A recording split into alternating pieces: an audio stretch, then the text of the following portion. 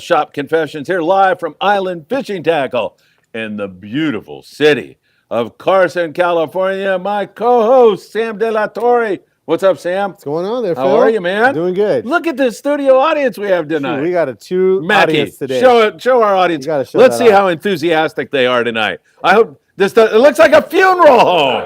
Dude, come on. Oh, my God. Yes, and 2 seconds ago, we just learned, we had no idea, it's Michael Limon's birthday. Oh, happy birthday, Michael. How old we'll are you? have to celebrate next week. Oh, I'm turning 12 tomorrow.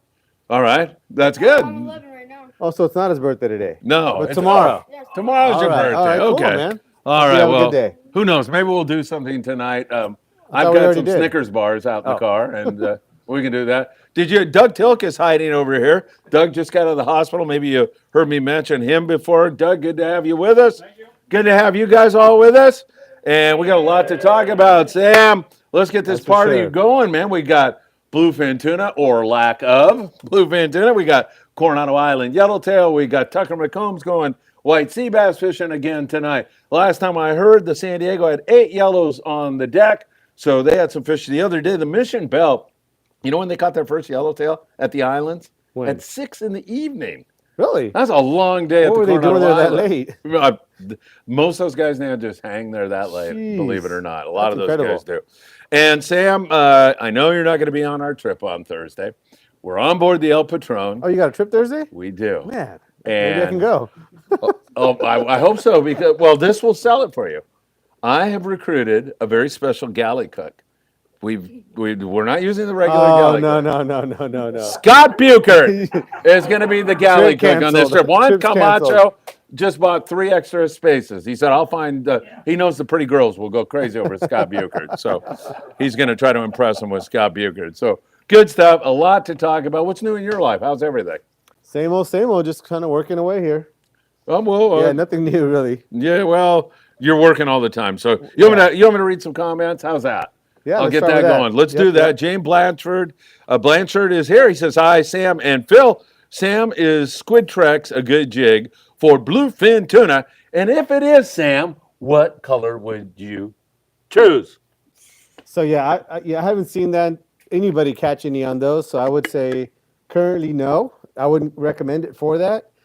You know, they've only been out for so long, those lures. And so I think this year guys are giving them Let me ask you this question. Have you heard of somebody who went and fished it and didn't get bit? Well, if you're listening to me when you answered when you asked the question, sorry. the first thing I said is that no one that I know of has caught any yet. Yeah, that is not my question. My question that could mean that nobody's used it.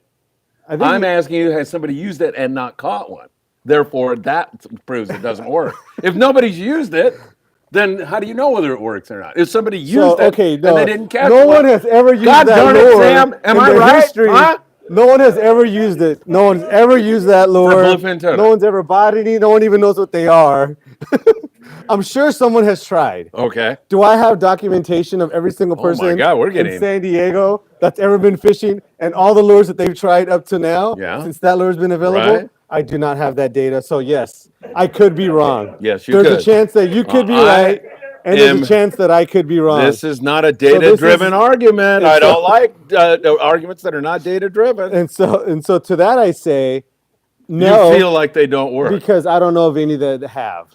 Okay. Now, I don't know everything. Don't get upset. I'm Because just asking a question. I know that you know everything, but I don't know everything. I'm claiming ignorance here. I'm saying I don't know. And so to that I would say, I don't know. Okay. So, yeah. So what color works best? All right, see what you started, James? Yeah, we're in a fist fight here already. Richie Rich, Ola Samuel, and Felipe. I want to thank you in advance for what you guys do for the fishing community. You guys are awesome. I agree 100% with him. Why, what do you do? I don't know. I'm trying to figure that out. Steve Bermuda says, pray for peace. So not sure what Steve is referencing. I have a sneaking suspicion, but you're right, Steve. Absolutely. Brian Palmer. Hi, Sam and Phil. What is the best way to rig my 100-pound outfit for dropping jigs for tuna? I hear the Squid Trex is the best jig available for bluefin tuna right now. I can't answer anything. Yeah. All my answers are going to be wrong. Yeah. Oh. So yes, Sam, take over. The best way to rig up your 100-pound outfit. So really, I mean, there's really only one way to do it is you're going to tie it to a bite leader, and that bite leader is going to be attached to your jig. As far as the jig itself, there's definitely lots of ways to do it, whether you use a hook on top and bottom, 2 hooks on top, 2 hooks on bottom, things like that. I think most of the guys now are trying to put the hooks on one side of the jig. So either you put, 2 on top, 2 on bottom, that kind of thing. So I would definitely talk to the boat that you're going to fish on. I know some boats really kind of prefer that you do it one way or another, and some boats don't care. So I haven't really seen one strong argument that you should do it one way or another, except for that maybe that bite leader is probably the only thing for sure that we all can agree upon. Those big tuna have some big teeth and they can saw you off. So you want to have a bite leader of some sort.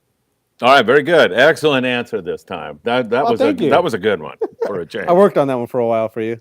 All right, let's see. We have Brian Palmer and a way to swap jigs quickly without having to retie each time I want to swap. Yeah, definitely. We did a whole thing. Yeah, on we that, did a didn't we? video on Yeah. that.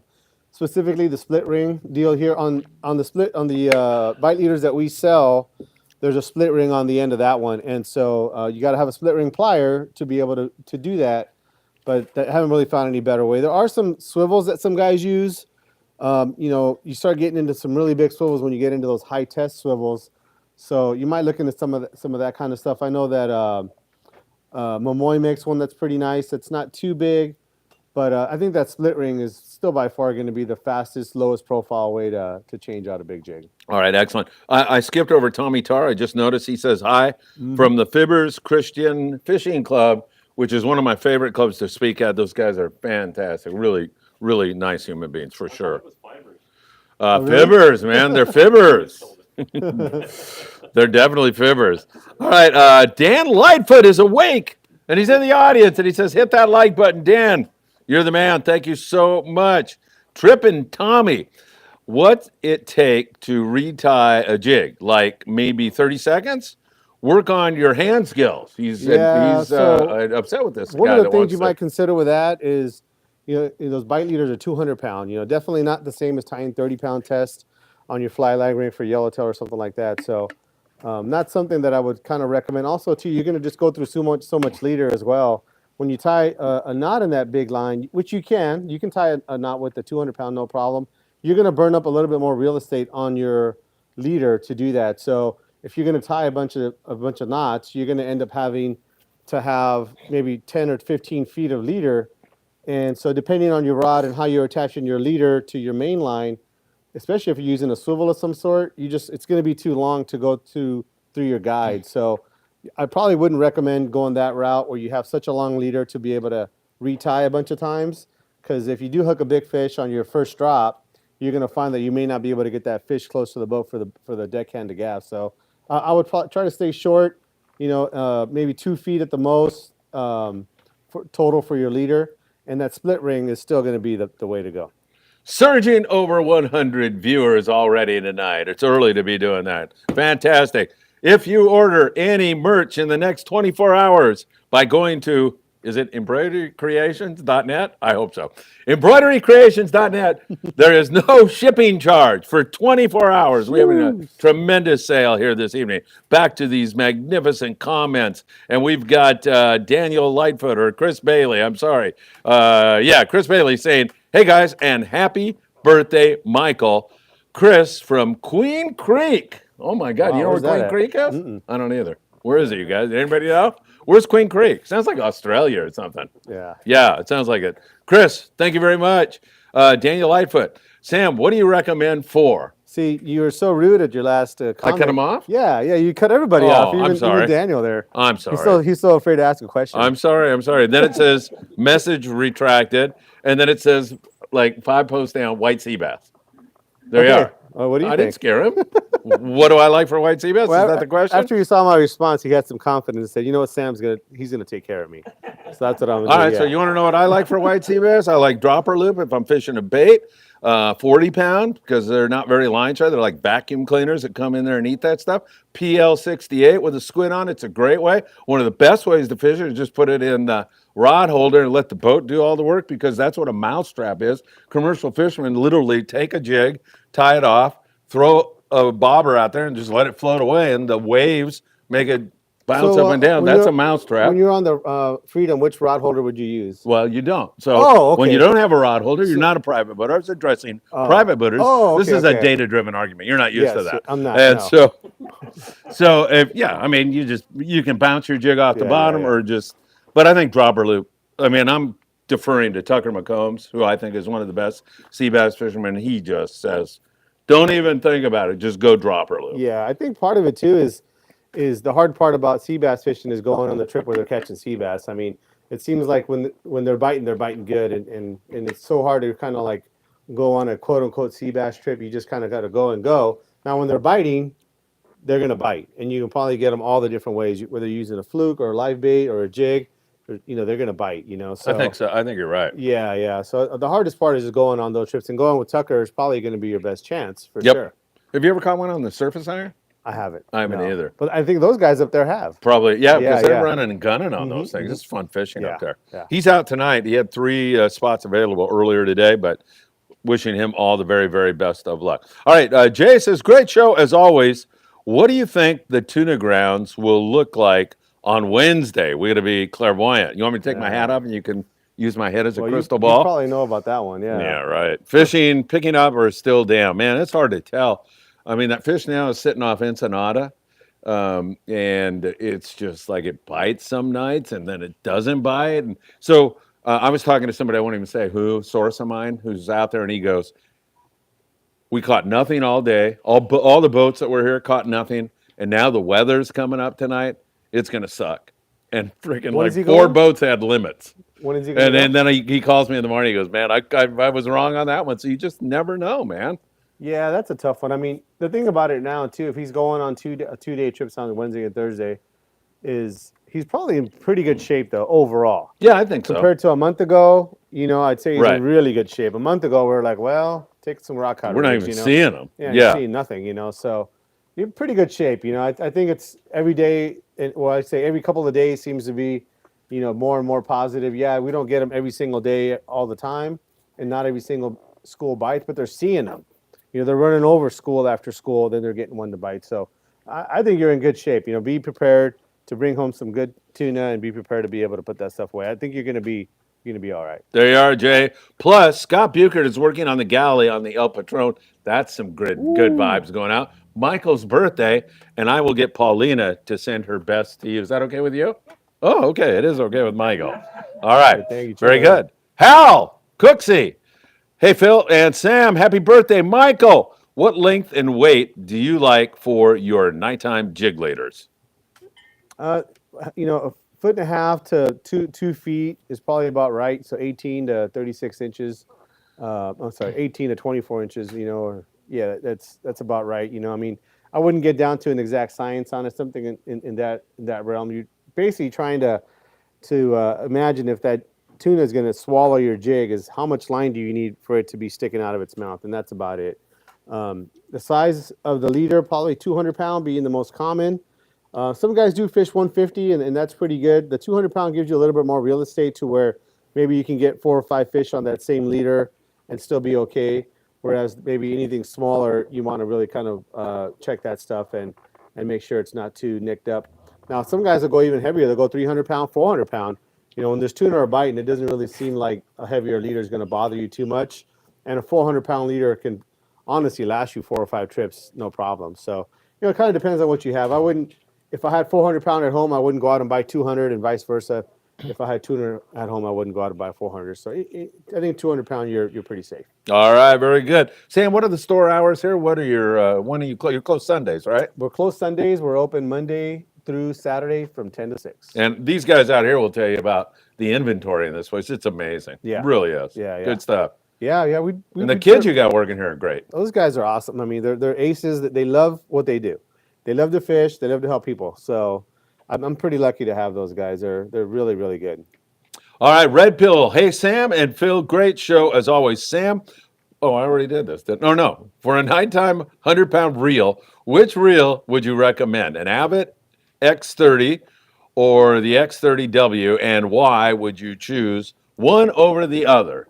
That's a tough one. I kind of like the capacity on the 30 wide, but honestly, that 30 wide is a little bit big. just the physical size of the reel. I probably would stick with the 30-pound, with the 30 standard. You're going to be able to put about 500 yards of that 100-pound braid on there, which is good. So I'd probably stick with the 30. All right, very good. Cool Granddaddy says, "Cool Granddaddy forever, sweets forever." Happy birthday, Michael Limon. Everybody's saying happy birthday to you, Happy Michael. birthday, buddy. That is really cool. Real-time fishing. Is Panorakuma working on an electric reel? I know that a Penn is hooked up with a company called Hooker Electric, and so they make a reel that has a electric component that's attached to their international. So it looks like an international with a big motor sticking out the side of it. So they already offer that already. That's kind of more on your heavy duty commercial style, maybe swordfish type of thing. And so it's a really big reel. But as far as the kind of reels that you see from Daiwa or Shimano, which are a separate component, separate style of reel, I don't think that they are, as far as I know. And of course, Pissin' Fun. They have an electric reel, right? Yeah. And that is always a lot of fun. Isn't it? Fun. It is, yes. All right, Sniper Gene. Sam, I'm headed on the Pride this weekend for halibut and white sea bass. I was planning to pre-tie some trap rigs. Should I use fluorocarbon for that? And what pound test should I use? I think most of the guys are using 20-pound, and fluorocarbon wouldn't hurt you at all. So I think most everybody has fluorocarbon in their bag, and so that's what I would use to tie that up. Do you think fluorocarbon is necessary? It gives you that little bit extra abrasion resistance. With that halibut, they're a little bit of a toothy fish. If you hook a bigger one, might save you from losing a really big fish. So, is it necessary? Only if you kind of want to add that little bit extra insurance. But I think a lot of guys tie in with mono. But if it was me, I'd be doing fluorocarbon. Sam, have you ever been around novice anglers and you catch a halibut and for some reason, I think they look at them as like, oh, they're just a docile. I know. And they get anywhere, those Yeah. freaking jaws on those things, man. Yeah. They're brutal. Yeah. You got to don't wanna really stick be your hand in careful. there, man. Yeah. I know, but you see like, oh, it's a halibut. It can't hurt you, Yeah. And it's like, oh my God. Strong jaws and very sharp teeth. Yeah, for sure. Even the little ones.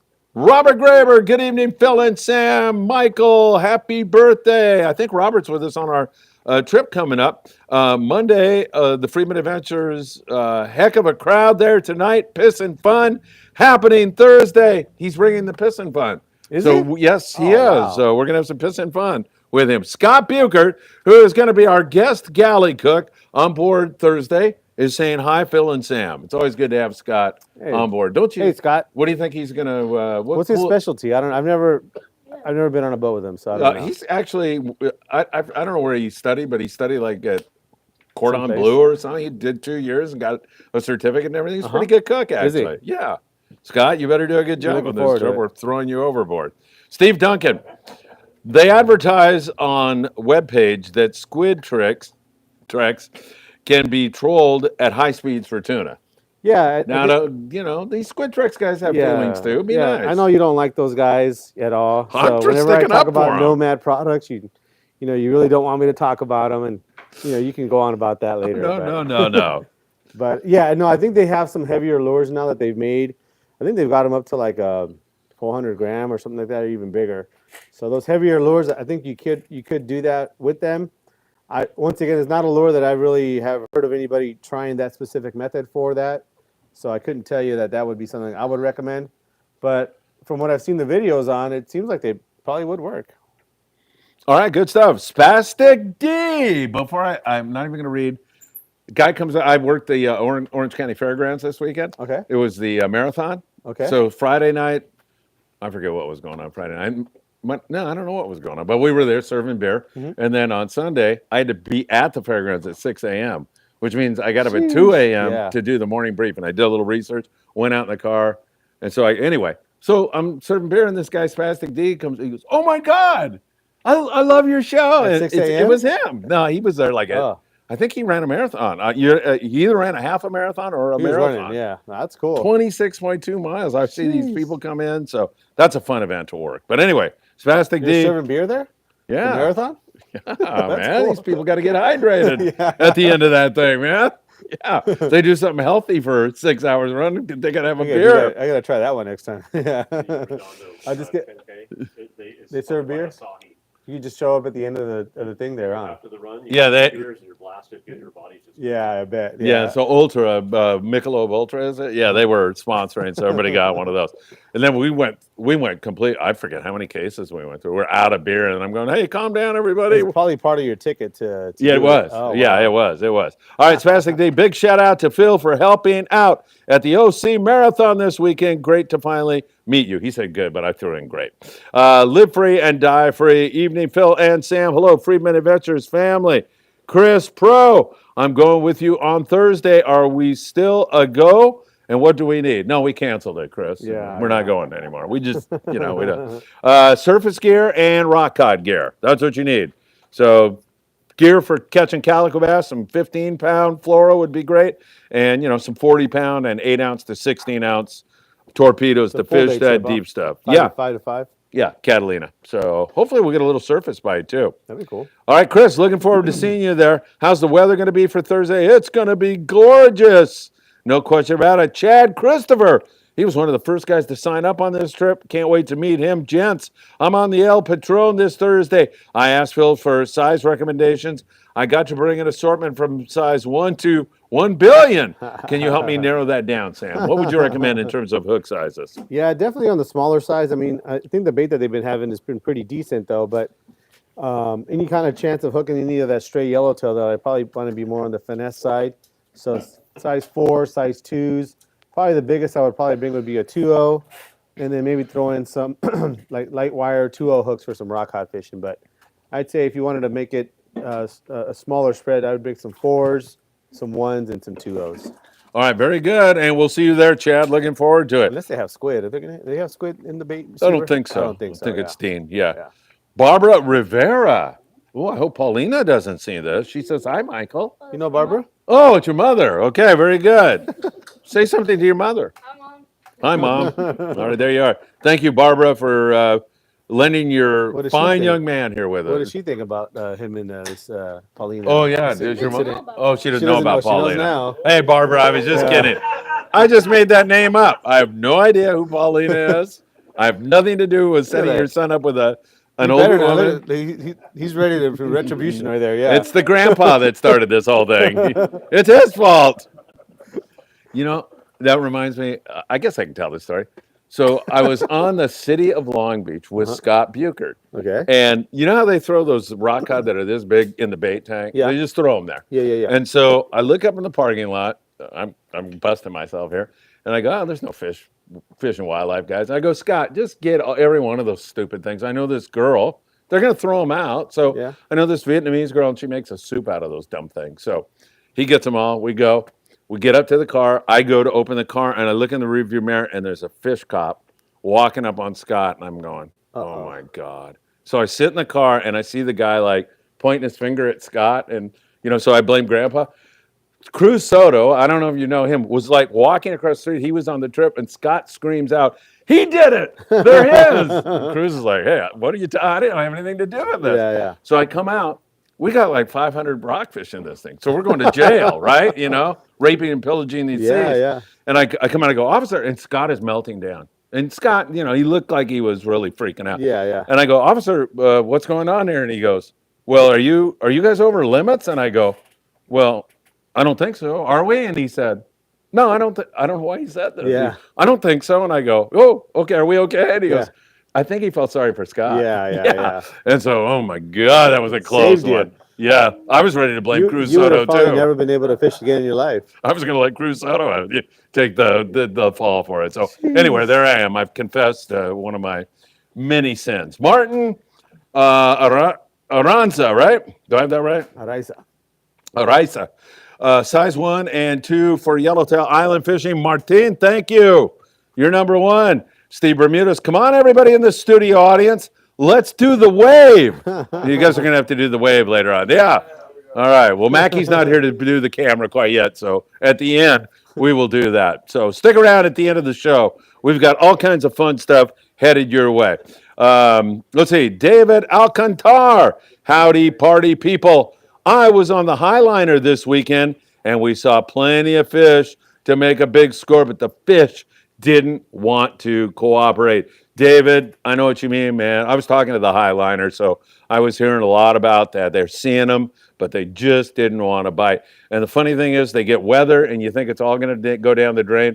And then I think that night the Shogun, the Supreme, the Independence, a couple of those guys had nice scores, 40, 56 scores. So you just never know, Sam. It's just so It's like perplexing. seabass fishing right now. You just got to be on the right school, man. That's so true. Justin Luo. Hey, Justin. Good to see you. Thanks for being here. Good evening, everyone. How are the Phoenix Abyss Series rods? I'm thinking of getting a 20 to 50 pound setup for fly line and maybe some Colt snipers. Yeah, those Phoenix Abyss rods are kind of more of an all glass style rod, a little more parabolic. I know that their heaviest one, which is a 20 to 50, is not quite as stiff as like maybe their Black Diamond or maybe like their other heavier rods or more boat rods, I guess. And so I probably would look into some of those other rods if you were looking to fish for bigger fish. Although this specific rod in this series here in the Abyss, it's a really nice fly line rod. Yeah, it's a rod that I think you do good with at the island, with for sure. Dan Burns, are you kidding me? Yeah, I know Dan Burns. Oh, he's leaving. Oh my God! Thank God. Woo, that would have, hey, you guys, that would have been messy. Let me tell you. I wouldn't have. Invite him in. Invite him in. He's great. Hey, tell Dan Burns to come in. He's got to go, probably. Michael, see if he can come in. Tell him we want him to say hello. He's involved in what boat now? The out of Long Beach sport fishing. He's on the Chubasco. Yeah. Plus, he's camera shy. Yeah. Okay. Dan Burns, Captain Dan Burns. Yeah. Every time I put Captain Dan Burns, everybody says, Captain. He's no captain. All right, good to see you. He's got a captain license. I know he does. He's got some guys that like to tease him. No, I know. All right, Yellowtail 69 Wasabi says hi. Martin says, thank you guys. You guys are great. Thank you, Phil. Martin, thank you so very much. Southern Hallie, good evening. Tackle Shop Confessions. Salute to you all. Do you think the bluefin tuna really like bright colored lures? I remember the pink nomads or the ticket were hard to get your hands on one. I don't know. When they're biting Eddie bombs, it's hard to make a case that, right? Well, I mean, they're like any other fish. Sometimes they want something, big. Sometimes they want something small. I know there's been times where they did want like a Colt sniper, and that was it. In the daytime, they weren't eating bait at all. So they're like anything else. I mean, I couldn't tell you that in a specific moon cycle or water temperature, they're going to eat this color or that color. But I know that definitely there are times where they prefer something. But it seems like most of the time when they want to bite, you just got to be in the water at the right depth. Probably the biggest component to the whole thing is making sure that you're in front of their nose. I think so. If you're 100 feet too short or too long, you're screwed. You're just not hooking them. Right. So I think that's probably the biggest component. So either mark your line or switch out your line to something that's metered, and that's going to be the way to go. Yeah, I think you're right on that, Sam. It just, when the captain says drop to 325, if you drop to 225, you're out of the ball. And usually that's the problem, is you're not going deep enough because you have scope in your line. Yes. And so sometimes it looks like your line's going straight down, but there's always going to be some scope. So even if you do have your line marked, and if they're telling you 350, you want to go to almost 450. Oh, you do? I would say, because you're going to work up past that. Yeah, right. So you can almost never go too far. That's good advice. So almost 100 feet on at least on your marks is probably what I would recommend to go. That's really good advice, because I think probably people drop to what he says, and they're short still. Always going to be short. Yeah, 100%. They're going to be short. So you got to be a little long and then work through the zone better.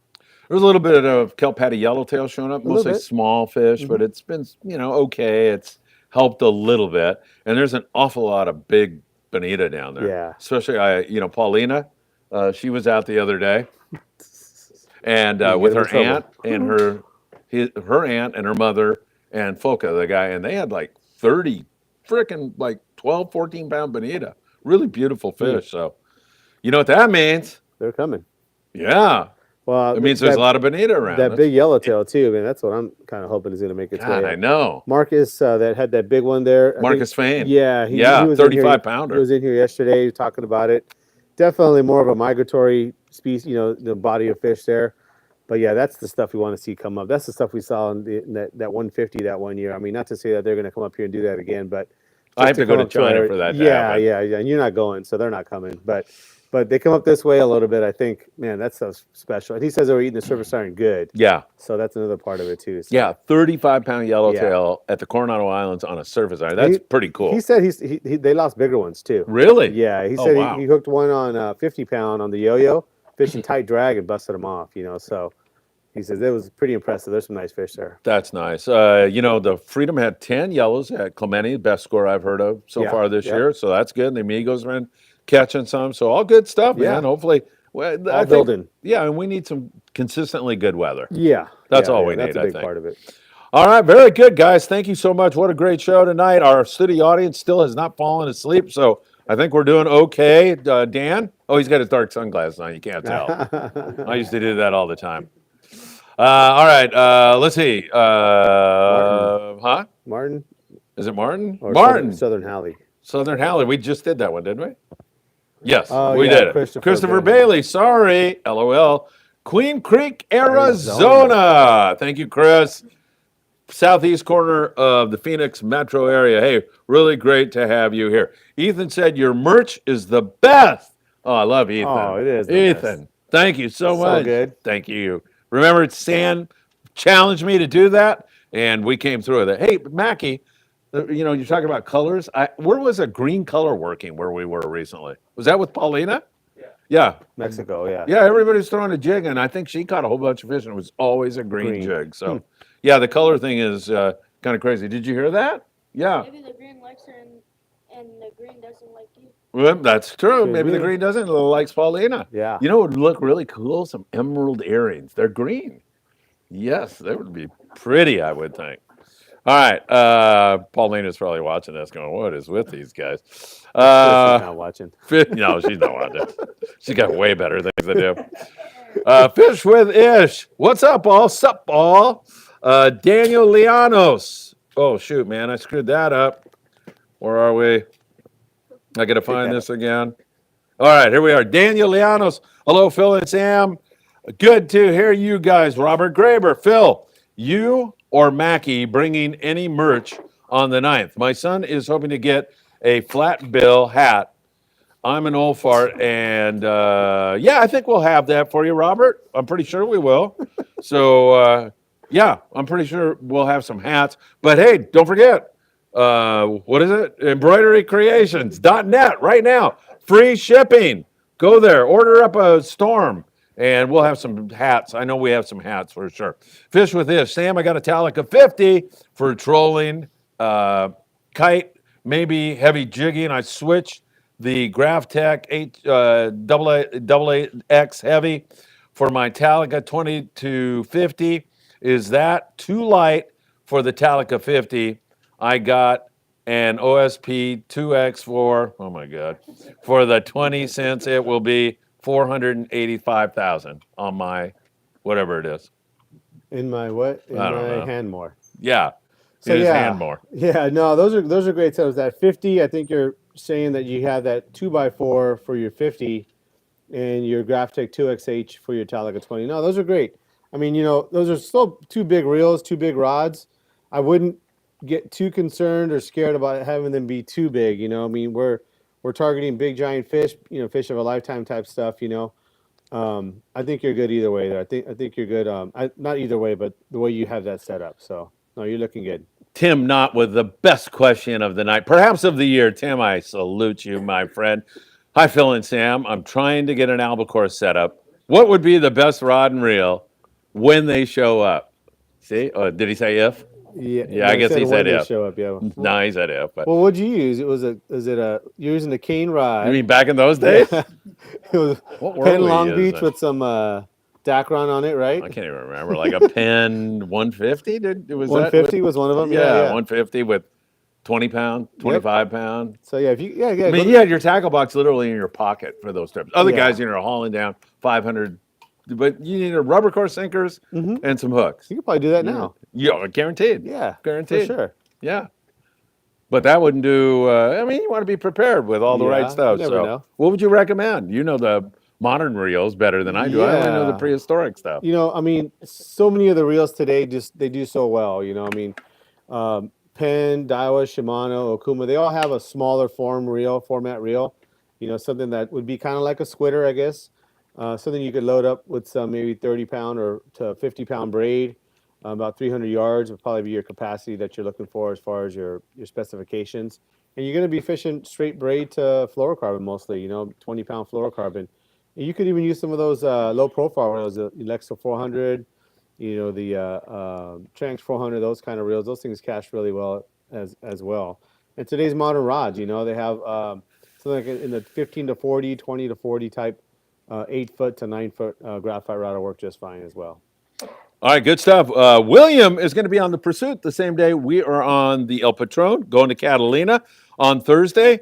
Wish you the best of luck, William. We'll have to compare at the end of the trip, but Pursuit, those guys always fish so hard. That is a beautiful looking boat. Also, I'm on the Pursuit Thursday. Do you recommend making mackerel, or is the sardine enough? The weather is definitely in our favor. That is for sure, William.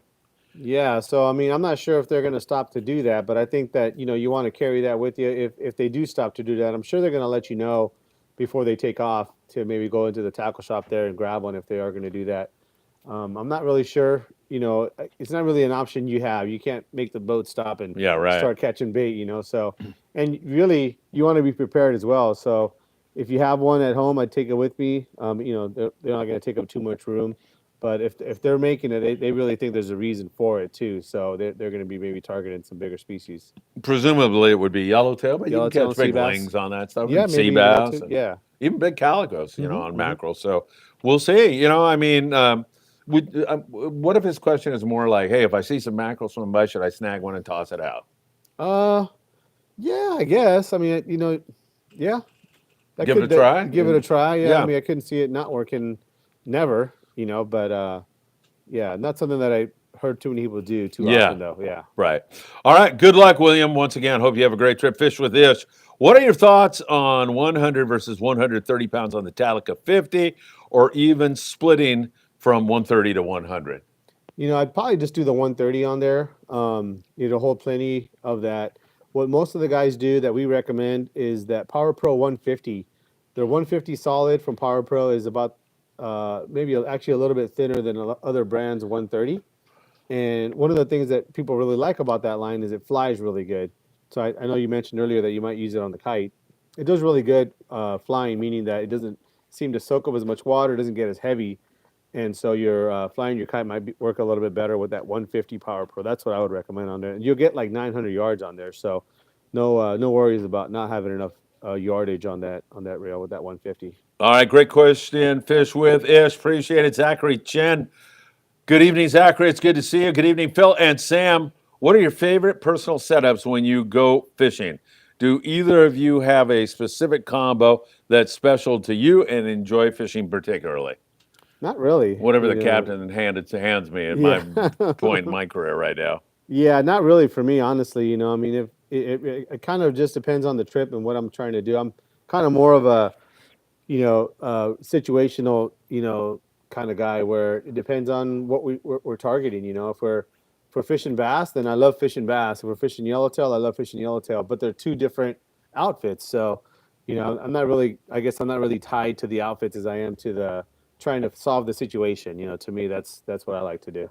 Yeah, what do you mean? Like trying to figure it out? Yeah, yeah, trying right. to figure it out. Yeah, so that's good. For Good me, fishermen do that. Yeah, I'm not really worried about whether it's on a rod that I like to use or not. If that rod specifically is going to offer me an advantage, then that's what I'm using. And so to me, I'm usually more upset. Not that I couldn't catch a fish on my favorite rod, but maybe I didn't bring the right setup for that trip. Because you still can only take so much, especially on those shorter trips, 3/4 day boat, full day boat like that. You're only going to take a few rods, and you may leave one at home, and then by the time you get there, you're like, oh man, I should have brought this or that. I should have brought a yo-yo rod and didn't bring it, or something of that sort. So I would say it's really more about addressing the situation more than anything. Yeah, this guy Mitchell Halibut man here is another guy that figures it out all the time. Yeah, he works hard at it. In fact, if he doesn't win that big halibut derby going on, I will be very surprised. You just jinxed him. No, I gave him a shot of confidence. You just cost that guy a brand new truck. Jeez. Barbara Rivera says, who the hell is Paulina? Uh-oh. No, she said, She said, "Oh heck, no, LOL." Oh heck no! Oh man, you're Yeah. in trouble, man. There you are. Daniel Lightfoot. Sam, what is your favorite knife to fillet with? You know, Fisherman's Processing, whatever they use. Yeah. Honestly, you know, I'm kind of spoiled in that respect. You know, I'm lucky enough to go on a couple of those San Diego trips a year, and I've been really lucky about making a good catch. You know, but with the size of this fish that we catch nowadays, you know, there's no way I'm bringing that home. So I have those guys down there process it.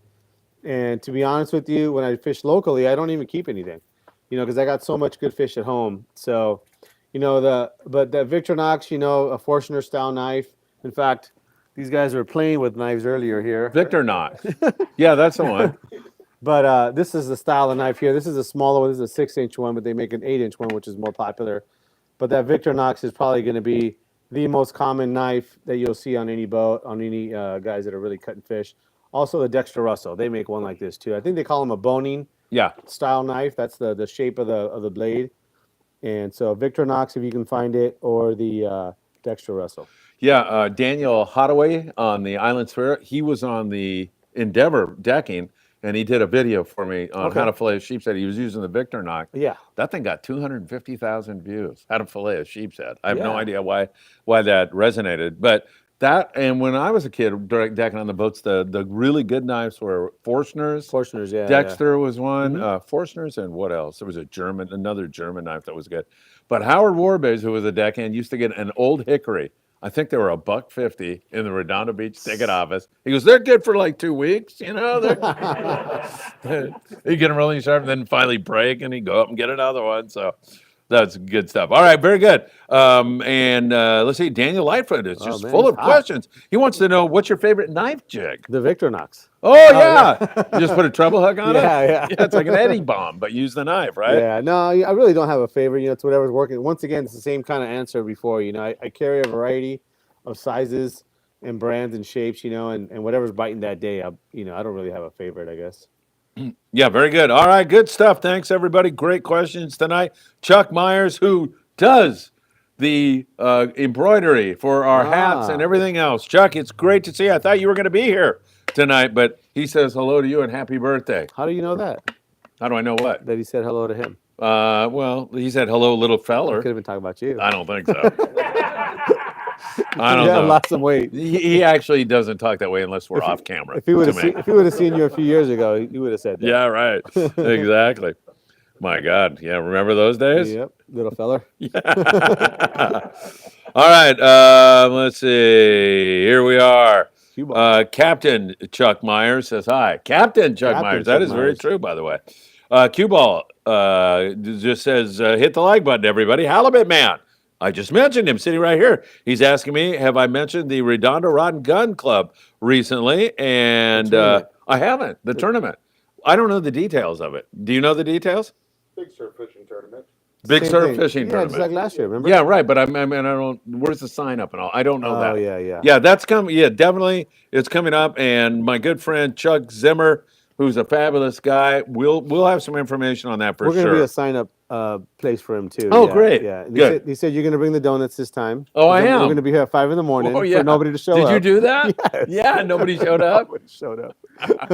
Did I tell you I was going to show up? Yeah, I didn't show you up. didn't show up. No. I get the morning briefing.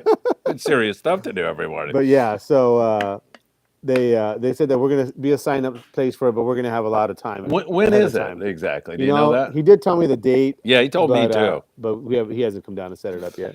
All right, Halibut Man, obviously we are woefully ignorant on that subject, but we will get up to speed. Chuck Myers, I heard they're catching bonita at the Redondo Pier. Is that true? Yep. Oh, right on. Yeah, those guys have been coming in and buying the bonita feathers and the bubbles. And, oh, nice. Yeah, it's starting to happen. Like the old days. Yep. How are they fishing now at the pier? Just bonita, the bonita feather with the bubble. And Chris was asking how they catch them on the pier. Two ways. One is bonita feather like before, and then a lot of guys are using some heavy duty style sabikis basically with maybe multiple feathers on them too. Some guys are pretty serious about this bonita that they catch on there. They're using heavy duty reels and using like 20 or 30 pound braid with like a 20 or 30 pound sabiki, catching multiple. So how are they fishing the sabiki exactly? Just like you would for mackerel, but they're casting out and just kind of straight winding like fast. Yeah, that's crazy. Yeah, and they use the heavy line too because of the sea lions there. Yeah. So they got to be able. They're not really having to fight them so much. They're having to fight the sea lions. Oh, right, Yeah, right. yeah. I'm sure Put you. snipers at the end of them. Sometimes guys will put like a Colt sniper style jig at the end. So it depends on the guy too, because those things can be pricey as well. But I know for some guys, I know there's even some guys that make like custom sabikis with like heavy mono and they're hand tied. They're pretty nice. Yeah. With heavy duty hooks. That's cool. Yeah, yeah. Those guys are pretty serious. Remember about the it. old days where you use a slider, where you cast a sinker out and you slide a trophy down that. Yep. Yeah, that was really fun. Did you see that video I posted of the Dave Yeah, Lawrence that was and pretty Casey cool. throwing Yep, out yellows? yep. That was bitching, That wasn't was it? pretty cool. Dave Man. Lawrence, I haven't talked to him for 100,000 years. He keeps saying Yeah, he was in there. He comes in here all the time. I told him I go, well, I'm there every freaking Monday That's night. what I told him too. He said Monday's a rough night for him, but yeah, I'd love to see Dave again. Yes. We were talking about a sabiki rig. There's probably like 8 to 10 hooks. Is there a maximum amount of hooks you can use for bonita? That's a good question. Probably, I mean, Probably 2? I'm sure you're probably 5 or something like that hooks at the most because that's your limit. So, you have to talk to them as to how they're getting around the limits. Yeah. All right, good stuff. That sabiki rig is intriguing to me. I bet that would work really well. Cue Ball has no audio. Now he's got audio. Albert Ponce. Albert, good to see you. We got to go have lunch one of these days. I think you're on. Yeah, you're coming with 3 people on the 9th. That's going to be great. Good evening. Fellas, loving this weather. Albert, I'll see you Thursday. There's 3. Albert's coming with 2 people. I presume his wife, and I don't know who else, so it'll be great. Chuck Myers, no flat bill hats. Okay. Oh man. Sorry about that. Who asked for that? Oh, yeah, Robert Graber. All right, Richard Escalante. I'm currently working from Atlantic City, New Jersey. I'm going to miss the Baja Bluefin tournament. That is too bad, Richard. We're hoping that's going to come together for all those folks down there in Ensenada. They richly deserve some fish for that tournament. They've worked so hard, really putting together a world-class tournament. So I'm hoping that's going to come together for them, Sam. They're working hard. And Paulina is already signed up in the Bluefin tournament. And, boy, I'll tell you, Paulina, boy, she is, mentions boy, she mentions this guy all the time. Right? Yeah, she talks about you all the time. Yeah. Did she wish you a happy birthday? Are you What do sure? you mean you don't know? Did she wish you a happy birthday?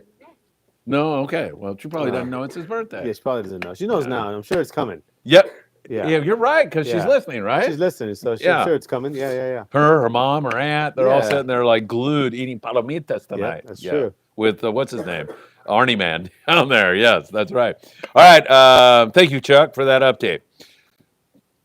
Steve Bermudez, can you post the apparel website address? Can we do that? Oh, Mackey's already done it for you. There it is. Is it embroiderycreations.net, right? Thank you. I don't know why I'm drawing a blank on that tonight. There you are, Steve. Cue Ball, Steve, it's also on my Facebook page, TikTok, Instagram. So go to Friedman Adventures on Facebook, and it's there for you right there. You can see it clearly. Cue Ball, pen, power, stick, and a jig master slayed them albies. That's true, right? Yep. Yeah. God, that frickin' jig master was such a. I mean, back in those days, you just looked at that as like the prima. Now it's like. It's what there was, I mean, Yeah. I don't think we looked at gear quite like we do now, in general. I don't know if we had the adoration for like the newest reel or something, because the stuff wouldn't come out that often. I mean, Right. yeah, Daiwa and Shimano would kind of come out with some new stuff, but that Jigmaster was the same Jigmaster for like 25 years that I don't think we really kind of looked at it in the same way. Nowadays, the reels have come so far that you can't help but to look at them and all they've achieved, and not what you can do with the Jigmaster size reel. You're catching like a 150-pound tuna, that kind of thing. So, it's really changed. All right, JC. Is that the JC I'm thinking it is? I'm sure it John is. Yeah, JC. No, I don't know. What do you guys consider a trash fish, Sam? I don't know. Albacore. Kick his butt. I don't care if his birthday's tomorrow or not. I don't know if I consider any fish a trash fish. I don't know if I ever use that term in that way. Fish. What But, really bugs me when I catch it? Like, oh man, Sometimes you use that term to maybe something you're not trying to catch. So if you're trying to catch like a a bat ray. yellowtail, then you catch a something else like a short barracuda or something like Yeah. that, or a bat ray when you're trying to catch sea bass. So maybe an unintended catch that you're not targeting. that you're going to release, maybe. But I don't know. Yeah, trash fish is like, because, I guess bonita was at one time, It albacore can was be. actually labeled as that Even back bonita in. can be that way too. If you're trying to catch a tuna, and there's bonita Yeah. around, if you're like on the Cortez Bank or something like that, Yeah. I mean, so but another time that bonita is a prize fish. So Yeah. I guess it really depends on the situation. All right, yeah, JC, I don't know. I can tell you some funny stories about bat rays, but Although I trying will to get tell rid you, of I them. mean, in those days with those albacore counts that we had, I bet you a lot of those albacore probably ended up in the trash. They did. I mean, that's just honest. I've told you that story a million times, but Tom Rothery said Yeah. he was up there and they're in the trash and they're laying around. He goes, "These people deserve to lose these fish for he got his wish." Too. Yeah. That was Tom Rothery. Riddler from the Polaris Supreme, one of the greatest guys you could ever call a friend. Fish with Ish. I have the Talica 20 on the OSP 2x2X4 2x4, yeah. and the Graphtec XX Heavy on the Talica 50. Yeah, I mean, those two rods, they're pretty dang close to each other. I mean, I still think the 2x4 is probably a better match for that Talica 50, but they're pretty close. If anything, when you're maybe on the kite, you could probably make use of a little bit heavier rod than those two rods, but you're still in the ballpark there. You're doing pretty good with either of those. Well over 100 people all night long tonight, Sam. Another great show. Thank you all for being here. Let's see. Sergio Salcedo says, "Hey, Uncle Phil, great to see you." Sergio, I haven't seen you for way too long. I hope you're doing well, my friend. Fish with Ish, or should I go opposite? Yeah, it's like I was saying. You can kind of go either way. Halibut Man sitting right here says, "Sam, is there a way I can beef up my older International 50, like newer, better bearing or gears?" So definitely you can two-speed it. That'd be one thing. Is it already two-speed? If it's already two-speed, if you've never done any kind of upgrade work to it, Cal Sheets still does that blueprinting process where he basically is able to get more drag out of that reel. I think that that'd probably be what I would do. I know it's a couple $100, but it makes that reel as good as any reel that you can buy nowadays. So for a couple $100, you can get, in my opinion, would be the same as like a $700 reel. So that's where I would go. I would try to get a hold of him earlier than later. He's got a lot of work, especially nowadays with he's the only guy that does that kind of stuff. It might be a few months before you can get it back, but even still, I think it's well worth it. Mm-hmm. Red Pill says, "Hey Sam, what's the difference between the SSR?" Did I just read this one? Yeah, 2x3. Oh, okay, 2x3 or the OSP 2x4. And what reel would you pair these rods for nighttime jigging? Yeah, they're pretty close. The 2 and the 3 and the 2 and the 4 kind of has to do with how the rods are designed, where the original 2x4 was basically a 2x tip with a 4x butt, meaning that you had a lot of backbone with a rod that had a lot of forgiveness. And that's kind of where the rail rod concept first came from, is that it came from a situation in which you were basically didn't have any more spring, from your arms or your legs from pulling on the rod. It was on the rail, and so it had to come from the rod. And so, Randy Penny designed that rod to have a little bit of forgiveness in the tip, even though it still had a lot of backbone to be able to move a big fish. So the SSR 2x3 is kind of a derivative of that. It's a little bit quite not as stiff in the bottom end of the rod, and that SSR series is kind of a little bit different design as far as how they're designed in the types of material and how much of each material they're using. So, but they're pretty dang similar. As far as what reel I would use, anything in that middle size big reel, meaning like a Macaira 20, International 20, that kind of thing. Maybe even a Talica 25 if you wanted to go a little smaller, but a Macaira 20 or International 20 or 30 is kind of what I would go with those two. All right, we have a great crescendo to tonight's show. At the very end, there will be, I don't know what there will be, but maybe Paulina will send a message in from Ensenada. You never know. We'll be checking on that. All right, Chad Christopher. Thank you, Sam, for the 411 on the hooks. Phil, Trejo Donuts from Hollywood. Whoa. On the way Thursday, a dedicated box for the crew and the early bird anglers. Hey, that's good. What time Trejo you getting there? Donuts. I'll get there at 4, probably. Yeah? Yeah? What time the I donuts don't eat donuts. What time the donuts getting there? Yeah, right. You're going to swing in for a donut? You want me to say? I'll save you one. Guess who's part of the crew that night? Who's that? Scott Butchert. He is. He's He's gonna get a donut, man. Oh, yeah. He's working the galley. So tremendous, Chad. Really, really appreciate that. And that's that Danny Trejo guy. He has a donut place, right? Yeah. Okay, I didn't know that. Okay, Fish Slayer, SoCal. Good evening, fellas. Good to see you. Halibut Man is sitting right here in front of us. Mitchell, I've never seen these kids be still for this long. I know. I'm amazed. I've been pulling on their hair and doing all kinds of stuff. Did you bribe them with fishing trips? No, they're just being really good. I think Dad may have threatened them with what did he threaten you, that he'd kill you if you did something wrong? Or oh yeah, I did. I would never do that, would I, Sam? I'm very nice to children all the time. Break your fingers. All right, there we go. I think Halibut Man. What's going on here? Mom is back. Barbara Rivera. My dad and son have some explaining to do. Oh man, she's going to the store right now to return his birthday gift. Yeah, really, his birthday gift man. that's. He's in trouble. 130 people watching now, just surging up to new heights. Shoo. Man, so if you don't know what we're talking about, you're just joining us. Michael Limon has a thing for Paulina, who lives in Mexico, my co-host. A thing. I don't mean a thing. A bad thing. A thing just meaning that he likes Paulina. Yeah. I like Paulina. Everybody does. I'm a married man. Yeah. I tell my wife all the time, there's nothing She's going on. a widely liked person. And my wife says, Felipe, I'm going to te mato.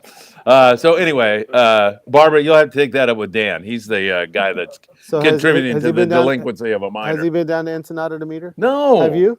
Yes. Many times. Yes, many times. Yes. He gets to meet her every time he goes down. I know, yeah. Just look at him and say, ew. Look, she's talking about, this is the horrible part about this.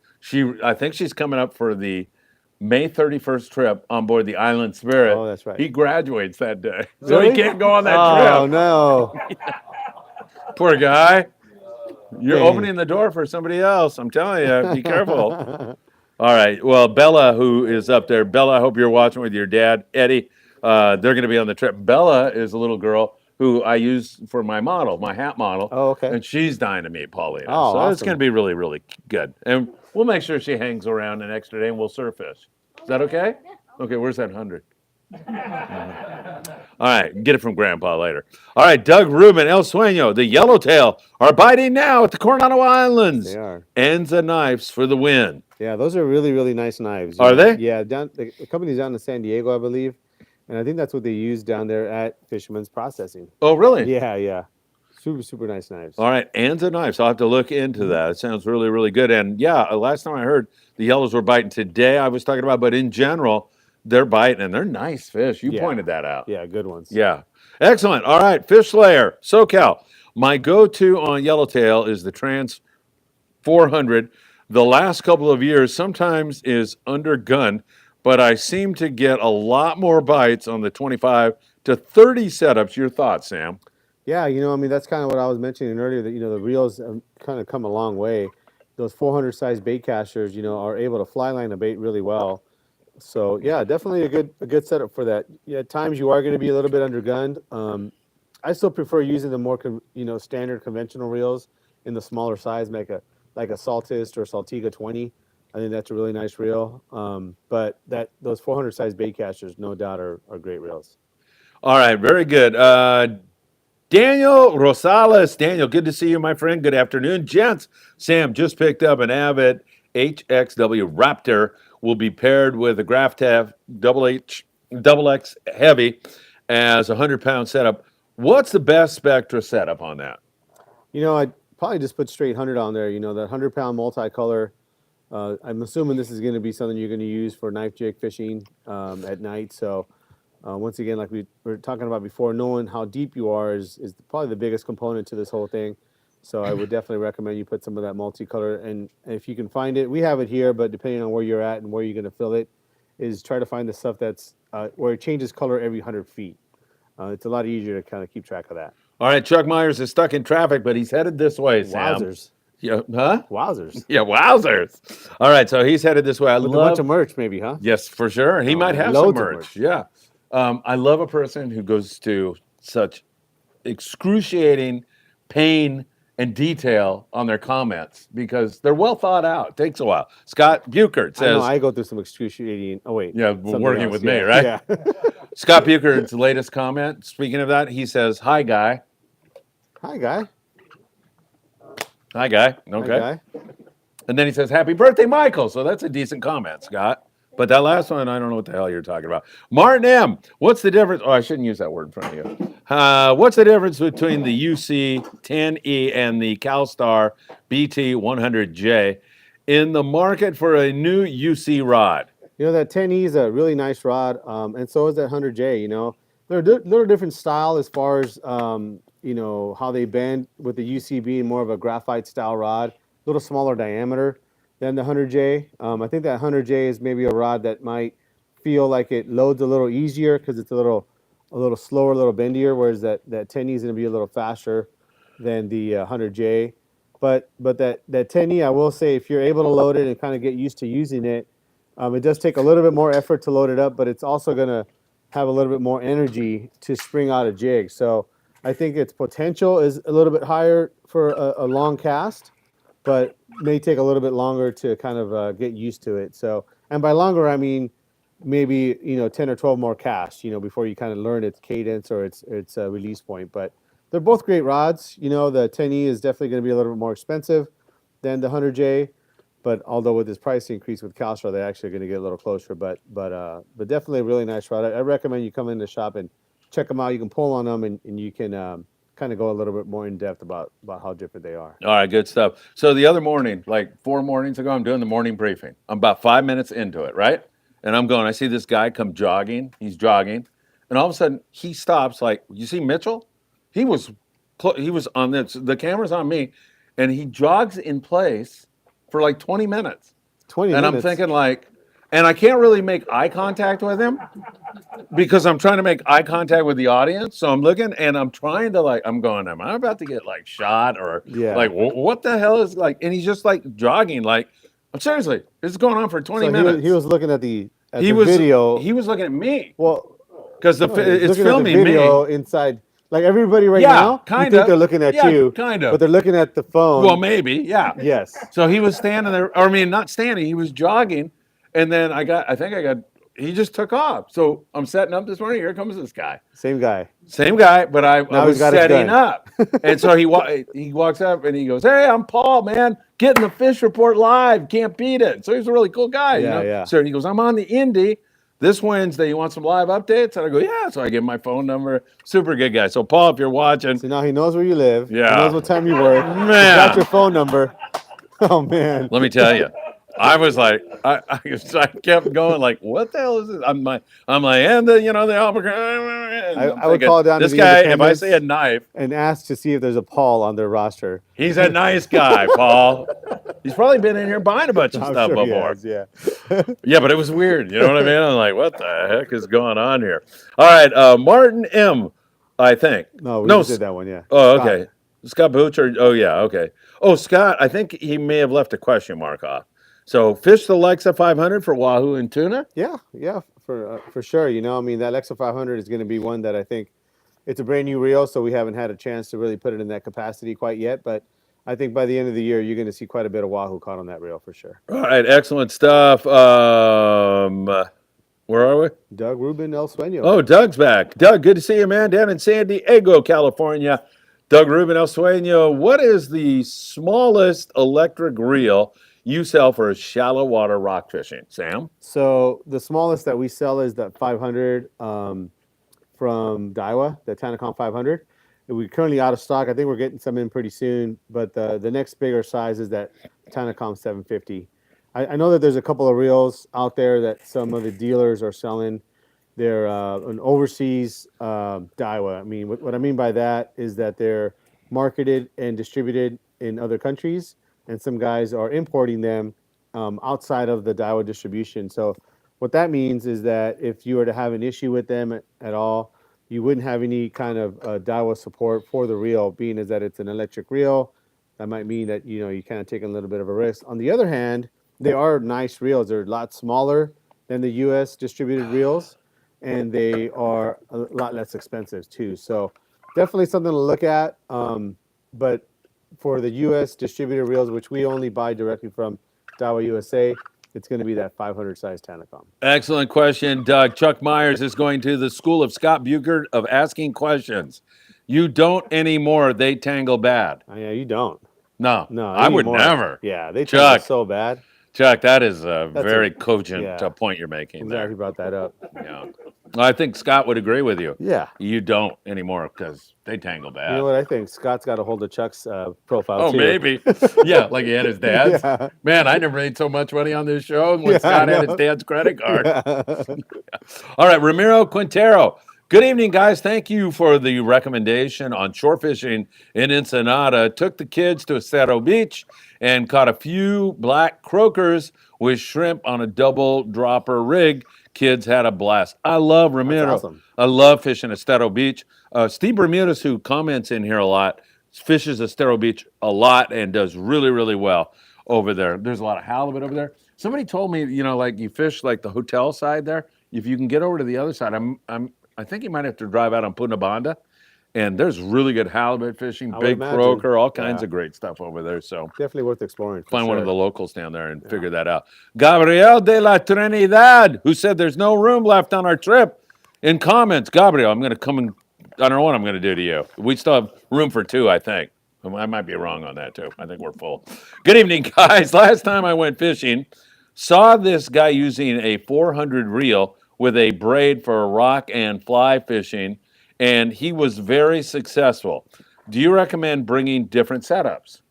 I still do. I think that even though you can at times use the same rig for 2 different things, sometimes there's a better rig for one thing and a better rig for another. Doesn't mean you can't use one interchangeably, but as fishermen, and hobbyists, we typically are going to have more than one rig. You're going to have a couple dozen rigs that by the time you get all through with this here, as far as getting rigs, and if you have them, take them type of thing. It's kind of my attitude.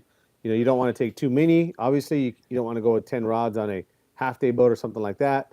But sometimes taking a rig that will work better, and by better, it might be just a comfort thing. It doesn't mean that you're going to catch more fish or anything like that, but maybe it just be something that in that situation is just more comfortable to fish. All right, very, very good. Everybody's still awake here in our studio audience. Just barely. Yeah, barely. Should we do something? Maybe the kids could start dancing or something? Oh, he's asleep. Look yeah. He's done. All right, very good. I think the gumballs are wearing out. Yeah, we might have to get him some more, right? Yeah. All right, I've lost my place as usual. Cue ball was next, right after Gabrielle. All right, cue ball. Yeah. Yes, I see it. CalStars. CalStar's first line of e-glass and pin reels. If you were badass, you had a Newell also. LOL. We got it done big time. That's right. Chuck Myers is back. Lizardfish. Maybe trash fish. Yeah, there you go. Thank you, Sam. Very good. I think he's right on that Yeah, one. that's one That that'd is be a tough. Yeah, piece not- of crap I fish, know. let me tell you, man. Good halibut bait sometimes. Yeah, that's true. You can use Yeah, them for halibut. That's for sure. Yeah. How about a wolf eel? They're kind of cool, actually. Have you Yeah. seen those things? Yeah. I haven't seen one. No, I've seen them in pictures, but I've never been Actually, out- we they're got one. supposed to be really good eating. Really? Yeah. There you They're go. they're nasty looking too. They're cool. Baby eel, were they good? Oh, baby eels are delicious. Sam wouldn't eat one. That's right. Remember? Oh, yeah, I'm good. That was Jack Sepulveda sent those in. Yep. Yeah. Jack, we're still thinking about you, man. That's probably what's going on with my gut. I got to have surgery now. Oh, man. Because I ate those dumb baby They're eels. still in there. Stay tuned for the end of tonight's show. We have a special surprise coming your way. Scott Buchert will be modeling never mind. Yeah. We'll see. But stay Beautiful tuned. We do surprise. have something funny for you here this evening. David Betroy. I used a Newell G229 with an 8-foot CalStar when Albacore were last here. That's right. I got one of those. You do? Mm-hmm. And did you use them for Albacore? Yep. Scott Buchert says, when are longfin tuna coming back? When are they? Thursday, Thursday, maybe Friday. Father's Day. Father's Day. That's right. Around huh? Father's Day this Have you year. made a It'll be prediction little yet? early. No, but I'm getting ready to. What was your last prediction? With the last 5 years? No, this year. They're all the same. The What latest are you one? talking Oh, about? really? We're Oh. going to catch tons of albacore, and I've blown it every year. I'm going with the same. Now, at this point, I mean, if you really want the albacore to show up, I should just say there's not a chance in the world that you'll ever see another albacore. You know they'll rain in here. Yeah. We'll save that drama for later. Okay. We'll leave it as an enigma for right now. Quintin Trachia? Trachea. Quintin, good to have you with us, my friend. Trachea. Great show as always. Thank you, my friend. Thank you, guys. Sam, what reel would you pair a CalStar 800H with? That's a great rod there. I mean, a lot of versatility on that rod. Anything from a Talica 12 to a Trinidad 20. If you're going to use that rod as a kind of an all-around bait rod for tuna, I probably would put a 2-speed on there. So something in that Talica 12 size or a Penn Fathom 25 narrow. If you wanted to use that as a jig stick, you could throw a Trinidad 20 on it. You could use that rod as a yo-yo rod, which a Trinidad 20 would probably work good for that too. But I'd use that middle size, middle width size reel on that rod. On that rod. It's a very, very nice rod, very versatile. It can do a lot of things. Kim Herbert, him and his lovely daughter Yeah. Lindsay were on the Independence with us. Lindsay won. You donated a beautiful rod. You're going to wrap it for them, I think, right? Yeah. We actually got some sample wraps sent out to her today. Oh, beautiful, Yep. beautiful. Kim says, tuning in late. Lindsay and I will be out mid-June. Looking forward to getting Lindsay's rod from Sam. Kim and Lindsay, send you all our very, very best. It was so nice having you on there. Chad Christopher, at 7:30 p.m., NASA is sending up a new rocket with 2 American astronauts. Good speed from sea to the stars. Covers it all. Friedman Adventures. All right, that's tonight, huh? 7:30. We should probably end the show at 7:29 so we can go out and watch this thing. Pretty cool. Where's it coming? Where's it being launched from? Vandenberg or? Anyway, let us know, Chad. Thanks for keeping us up. P&S Hornjack. Patrick Hornjack had a great trip on the American Angler. Patrick, so great to have seen you just really putting the hurt on the bluefin tuna. And that photo with you and your son, that's such an adorable photo. He said, hello, everyone. Sorry, late to the party. Trying to pack a house. Yeah, they're moving to Utah, as I remember. Martine M. I have an old Shimano Torium with Dartanium drag stack and thinking of upgrading to Carbon Tex. What are the benefits? The biggest deal with that is you're going to have a more consistent drag. The Dartanium drag was very smooth. That's what it was designed for. And it does work really well, but it does kind of have a end of life type of thing, and eventually, it's just not going to be as smooth as when you first got it, and maybe also not be able to produce as much drag. It does kind of get worn out on the edges of it. That Carbon-Tex drag definitely it's a lot more rigid and has a lot more life. You're also going to be kind of probably beefing it out a little bit, which might actually restore a little bit of the drag on your reels. So the other thing too, that Carbon-Tex, damn near never wears out. So it'd probably be the last set of drags you put into that reel. It's a really nice product. All right, very good. Patrick Hornjack, thanks for the feature on the morning briefing the other day. Hope you enjoyed the updates. Man, he was just funneling in videos and photos and constant updates. Patrick, that really, really helped me a lot. That was awesome getting those updates. And once again, I'm so happy. He's a guy that really deserved to be on a great trip, and he got it. Steve Bermudez, they just canceled the NASA trip. Oh, we can keep going now. Yeah. We don't have to stop at 7:30. Thanks, Steve. Thanks, Steve. Cue ball, man, that white sea bass short you posted from surf fishing was freaking huge. You know what it weighed, Phil? Man, it was fat. Did you see that thing? I saw it. It was pretty It's amazing, cool. right? That was a big one. I know. Where man. was it? Ensenada, you said? Or? No, I think south? it was further down. Yeah. I think, Albacore or something like that? yeah, or down right. there? Like where you can see the Cedros Lighthouse and you gosh, surf yeah. fish down That there. was You a get big those one. things down there all the time. That's a bitchin' fish, huh? Really an amazing catch. And Nick Curcione, you remember Nick? Yeah. Yes, You're great. supposed to bring him in here one day. I got to get Nick. I saw him recently. So Nick is an outdoor writer, and he was my professor at Loyola Marymount University. And but Nick used to always talk about looking at the Cedros Light and just hammering on these sea bass, like a lot of sea bass in the surf. How cool is that? That must be cool. Yeah, that was a great catch. I really enjoyed. I saw that, man, and that was just going to go up. Michael Limon retracted 2 comments, probably something to his mother, Barbara, trying to explain himself, and then he thought twice about He doesn't it. have a phone on him, does he?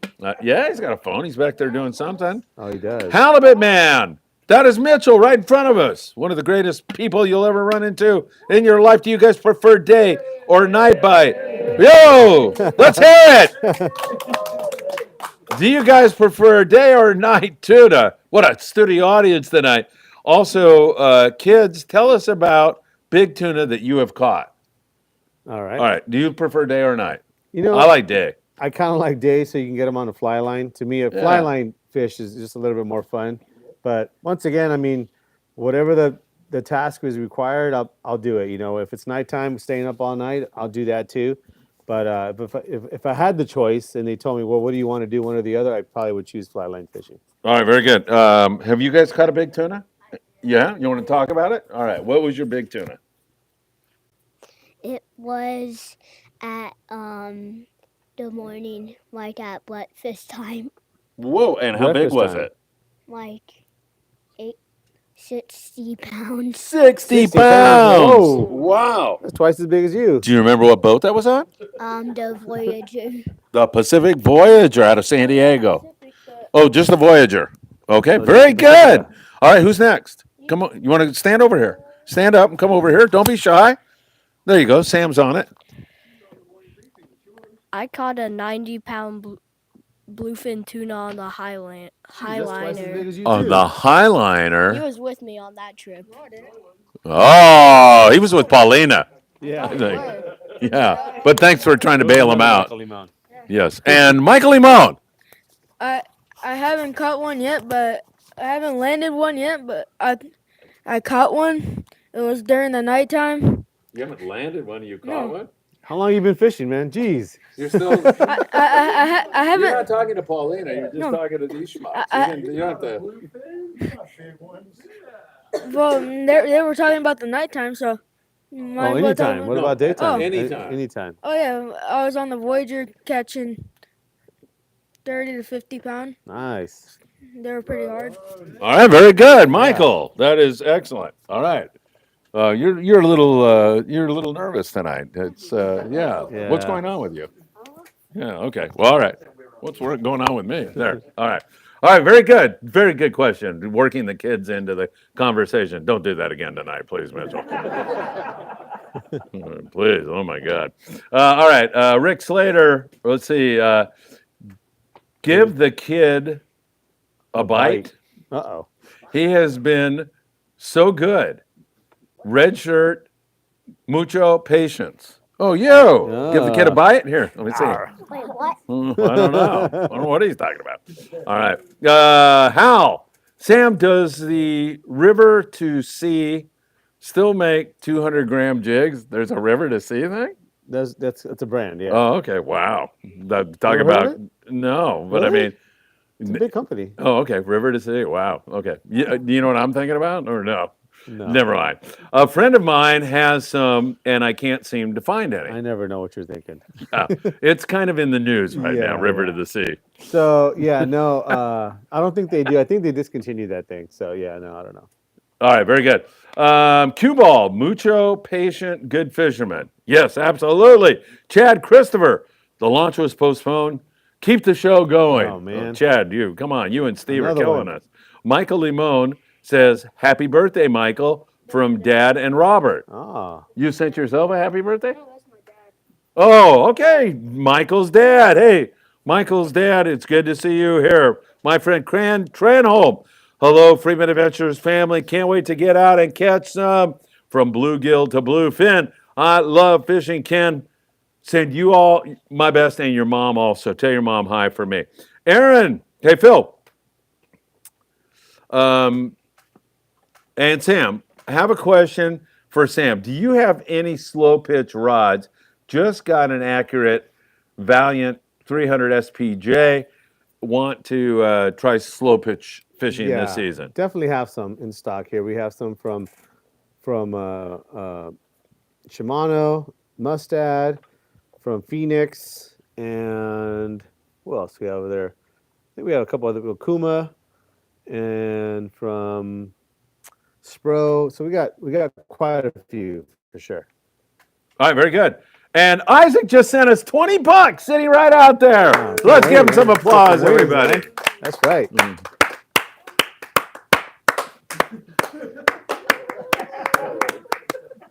All right. Thank you, Isaac. Appreciate it very, very, very, very much.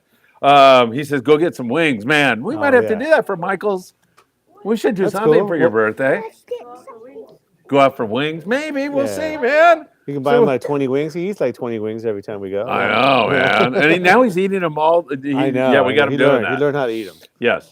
Marcoa 1202. Greetings from Ensenada. We are ready for the right. Baja Bluefin Tournament. Marcoa, suerte. We hope you have a great tournament. Mackie and I were going to try to get down there, so we'll see if we can't pull that off. But we got just a ton of stuff going on. Scott Buchert, I don't know if this is advice for the kids or what, but he says, pinch leg like Philip Jr. does to me. So I guess my son pinches his leg. Yeah. So I don't know if he's directing the kids to do that to me or me to do it to the kids. Well, who's I'm going to do it to the kids. Who's closest to your leg? Yeah, this guy. Oh. All right. Ouch! He did get me. All right. Let's see. Steve Bermuda, still waiting for the Friedman Adventures apparel website address. He put it up, Steve. Then he retracted it. Embroiderycreations.net. Freaking look it up. Embroiderycreations.net. It's on my Facebook page. This is not the way to get people to buy your merch, is it? Like, I'm chewing them out. Like, you dumb, yeah. I don't know if He'll you never figured buy that out one. Hey, Steve, it's embroiderycreations.net. If you look up, if you just start to type embroidery, your spell check will take care of that. Then you do creations. And if you misspell it, it will help you there too. And then you just have to put like a dot, which we call a period sometimes, and net, like a fishing net, N-E-T. Embroiderycreations.net, Steve. And you'll be able to buy all kinds of merch and not get charged for shipping. Only 24 hours, Steve. Hey, this is good. We're actually getting, I'm glad Steve brought this up. Am I getting carried away here? Huh? What'd you say? All right, forget it. All right, Steve, if you're having any trouble, I'll call you at the end of the away. show and spell it out for you. Raul 3-2. Amarez. They're winning 3-2. Phil, Sam, good evening. Sam, just bought an Abbott MXJ Raptor, and I want to put it on something. Any recommendations? I'm pairing it with a Tile Fish Junior. Thanks. He wants to put line on it. Yes. Yeah. Okay, I'm glad you Yeah. figured it out. You know, I'd probably put 50 Raul, pound, it's me. I'm 50 nuts. pound braid on there, Raul. And you should get about 400 yards on that. No problem. So 50 pound braid. Or anything, like you said. Yeah. JC, crossing the border on a boat, would a passport card be sufficient to bring? Yes. Passport card works on boat or car going into Mexico. I don't know about now. You need a temporary import permit and that other stuff, which I think you do need a TIP. But that's something else, JC, I'd look into. But as far as you crossing into the country by boat, your passport card works. You don't have to bring the passport. Well, also, too, if you got any fishing gear in your possession, you know, you're probably going to need some kind of fishing permit, too. Yeah. So if you're on, you know, I would doubt that you're just running around on a boat. Right. You're probably fishing, you know, so I'd probably get informed on that, too. Yes, definitely. Chuck Meyer says it's launching from Florida. Maybe it's back on again. Oh, now it's canceled. Oh, man. Launch was canceled. Problems with the rocket. 7:30, right? You said? Yeah. What time is it? Are we almost out of here? Yeah. All right, perfect. Because we want to move on to an exciting thing that we have planned for you all. No, we don't. We'll do this as long as it takes cue ball. Only need passports to fish the Coronados or anywhere within a few miles of Mexican soil. Most offshore trips, you don't need a Yeah, that's passport. another thing, too. Depends on how far away from 12 miles. coastline. Yeah. And or an island. So, Or an island, yeah. So if you're like 12 miles near Guadalupe Island, which you can't fish anyway, but you definitely. I would bring a passport if you're going, for If sure. you have it, I'd bring it. for Yeah. Sure. All right, let's see. Here's Steve Bermudez again. Fly line in the day, nighttime is for sleeping. Yeah, There you are. You can sleep in the day, too. Yeah, that's true. Yeah. Rick Slater, where would you fish this weekend, both of you? Good question. Let me think about that for a second. I would... San Diego, try to catch a tuna. Yeah, and if you want a sure thing, I'd Ventura or somewhere like that because... Coronados. Yeah, Yellowtail, Coronados. Silver siren yellowtail. Yeah. Ensenada, Yeah. mate. Well, let's see. The weekend. That yellowtail in Hawaii, Ensenada. you know, Australia. Hawaii. Oh, yeah. Hey. Oh, this is wide open, huh? Crocodile Bay, Costa Rica, man. That'd be pretty good. That'd yeah, be yeah. fun. Yeah. Where would Michael fish? Yes, Michael. With Paulina? Oh, he would go to Wherever she's at, Ensenada. wherever she's at. You know, here comes Barbara again. Yeah. She's going to be on here in a second. What the hell is this Paulina? All right, very good. Michael, that's a good pick if you ask me. All right, Patrick Harnjack, happy birthday, Michael. Patrick, Sarah, and Bodie all wish you the very best. Hey, Brian Wynn. Hi, Brian. I'm going to be What's up, out with man? Brian on Tuesday for a 2.5-day trip. Looking forward to that. Howdy, Sam and Phil. Phil, I'm looking forward to having you on board and filming some Friedman Adventures That's content cool. next week on board the Mighty Cortez. Is it That's going just to be you, fun. or is it Mackie too? No, I wish Mackie were coming, Man, but maybe it should just be him. yeah, really, it Yeah. should be actually. It depends. You want really quality video? Yes, Yeah, Mackie would be 100%, the guy. yes. But I think Brian is stuck with me. Hey, this guy's taking my Scott Buchard's advice and pinching me. Alan Rushing. Alan, great to see you. Sam, thanks for the tickets to the West Coast Sport Fishing Show. My boys and I had a great time. Awesome. Yeah, very you made good. it. He came in here? Yeah. Oh, nice. Alan, I still have that photo of you or of the boys either wearing the hats. I got to post that. I apologize to you for not doing that. Steve Bermudez, River to Sea Tackle Company is a California Delta company. Okay. Thank you, Steve. And let's see, Harry Frisbee Jr. This is a good show. You darn tootin' right it is, Harry. Right? I think so. Yeah, I think so too. Good for- Harry, good for thanks for what? I being don't here, know. man. Good for nothing. Steve says, thank you. You're welcome. Yes. Cue Ball thank says, where did it go, man? My whole thing. It's Oh, always a good it's show. always a good show. This is our culture, our community, laughing out loud. Not everybody speaks hookup or fresh one. That's true, right? That's true. We have That's our true. own little vernacular and everything. So, yes. Richie Rich. Hey, Sam, what happened to GC Lure Company? I don't know. That was a good lure. I think he's going to mention that here in the next comment, but that was a cool barracuda bonita lure back in the day for sure, but I don't know what happened to him. We have like 5 questions left. If I get through them, we move on to part B of tonight. What do you guys say about 5 questions? Should I go slowly and let more questions come in, or should I speed through them? Fast? Okay. Okay. Anyway, I was born in Torrance, California in 1958. It was a Great really year. crazy day. Yeah. Yeah, you know, it was 66 years ago. It was Over raining that that. And yeah, there were dinosaurs. Yeah. dinosaurs. All right, hold on. Let's get to this again. GC lures were killer for bonita, barracuda, and even used to slay forkies, yellowtail on them. They were such a great lure. Andrew H., what do you think the best hire and reel for sinker rig fishing budget $500 to $750? You know, probably look at that Makara 15T. That one, Makara 15T, Torque 40 narrow, Talica 20, right in there. All right, Barbara Rivera, who is Michael Limone's mother, is watching the show tonight. Barbara, thank you for joining us. Well, I'm going to them. Michael, love you, son. Happy birthday. See you tomorrow. That's a beautiful thing. Your mom, thank you, Barbara. And have a talk with him about Paulina. That is for sure. Alan R., no worries. They were happy to represent Friedman Adventures as always. Thank you so much. Scott Buchard, I will get Michael hooked up with Paulina. Wowzers.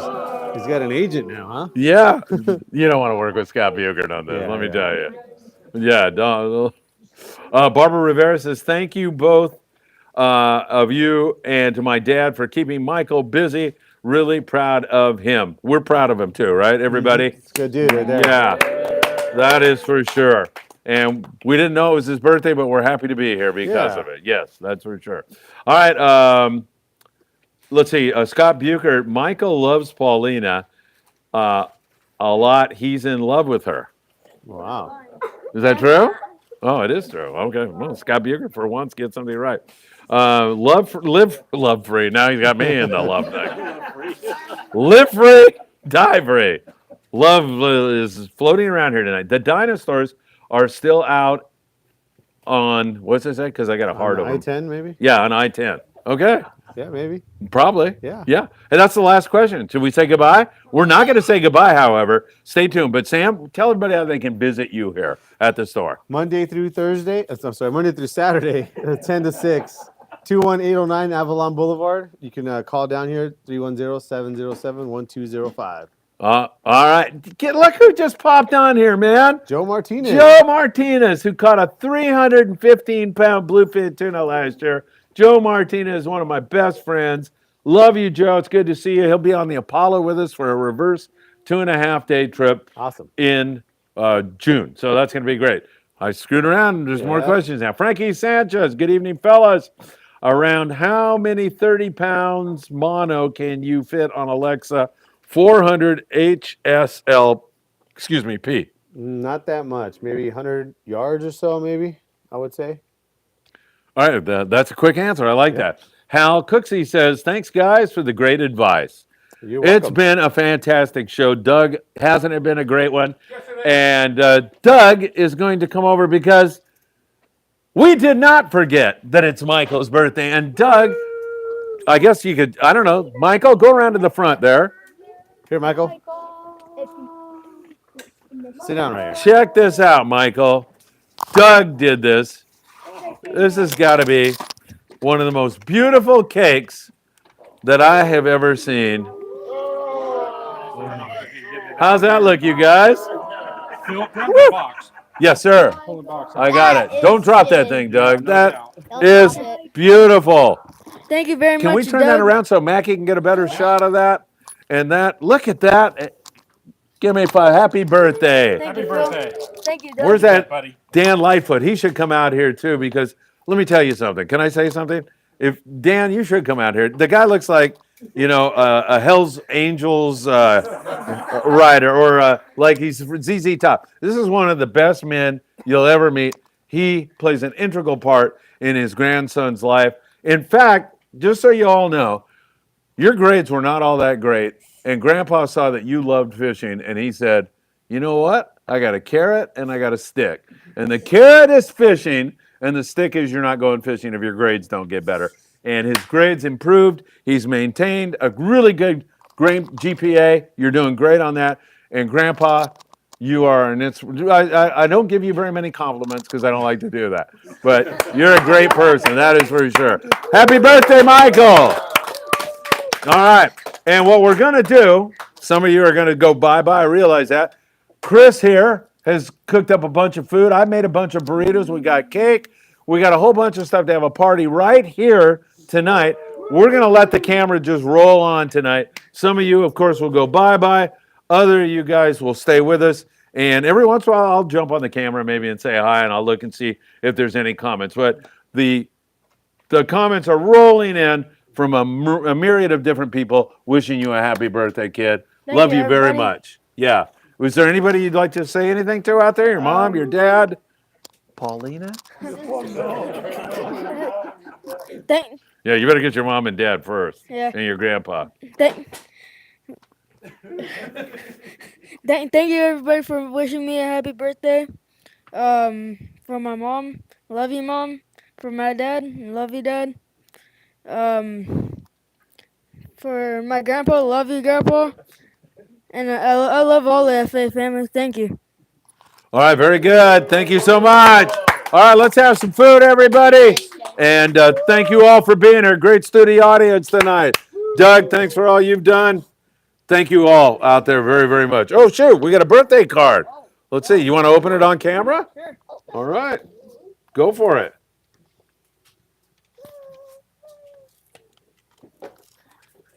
Who's it from? Couldn't say. Who gave it to you? Doug. All right, probably from Doug then. What do you say, Michael? Yes, Michael. Depends on what's in here. Yeah, right. Remember, you can't have your cake and eat it. Hey, put the card up so people can see it. You got it hidden under the table. There you go. It says warning, do not open. Oh. Then open Birthday it. boy, don't open this card. Open it then. Careful. Watch the tape. No, watch the cake. Go back a page. There's something on there. You gotta find it. Oh. Whoa. Oh, Can he shop tonight with that? Of course. Woo! I need to buy some 50 fishing cents. notes. What are you going to get? Yeah, really. It's for the gumball machine. Doug, you're number one. All right, everybody. Hey, lots of people are saying happy birthday.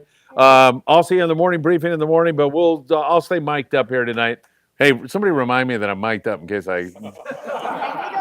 Hey, by the way, I wanted to tell you something, Dan, and then I'll go to jail later tonight. Wait, what? Yeah, really. All right, let's do it. You ready? Let's eat something or whatever we're gonna do. Woo! Thank you, Chris. Halibut man. Thank you, man, for being here. Good stuff. Happy birthday, Michael. Isaac, Thanks, Sam. thank you. Come on back and make yourselves at home. This guy, you better get him under control. He's tickling me the whole show. Thanks for being here. Still that long in my life. Thank you. Good times. Hey, Juan, thanks for being here. Thank you. Good show, man. Yes, it was. That was a lot of You made fun. it entertaining. You made it entertaining. Thursday, gotta make it entertaining. I know. That's going to be a lot of fun, too. Yeah, there's one in here, Mitchell. Where's the camera at? Right there. No. Shoot, man, you're number one. All right, behave yourself now. The camera's on. Don't forget that. Woo! Chris, you're number one. Hey, are those burritos still warm or? I don't know, but Sam said he had a microwave. Yeah, that's what I was thinking. I could microwave them. And You might have to take the foil off. yeah, definitely. They're kind of warm. Yeah. Huh? Go ahead and take him out there. He's got plates and everything on there. Okay, I'll take those out. I wanted to keep this up again. Are you okay? You're good. All right, perfect. All right, we might want to cut these in half. They're big, man. I mean, I already had one. Oh, Michael's already just buying stuff, man. I don't blame you. What would you? These are big. I can cut them in half, right? Can I use that? Oh, yeah, sure, usually, yeah. No, that's strictly for the cake. Feel that. Does that feel warm enough for you? Oh, yeah. That's Okay, good. I think they're all right, right? A little warm. Boy, they already got hammered on. Brick in there? Yeah, man, they're huge, man. When I make a burrito, I don't screw around, especially with that kid's birthday. Yeah. Chris has got all kinds of good stuff coming. Oh, my gosh. Let's see.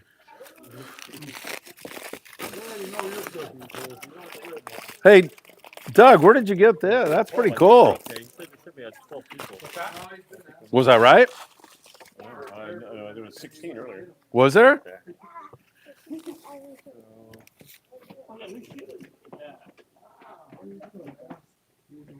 Are you hungry, Sam?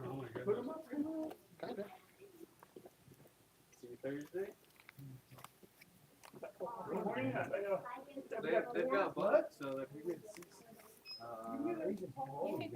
I probably Are you cold? Yeah. A little bit, yeah. Yeah.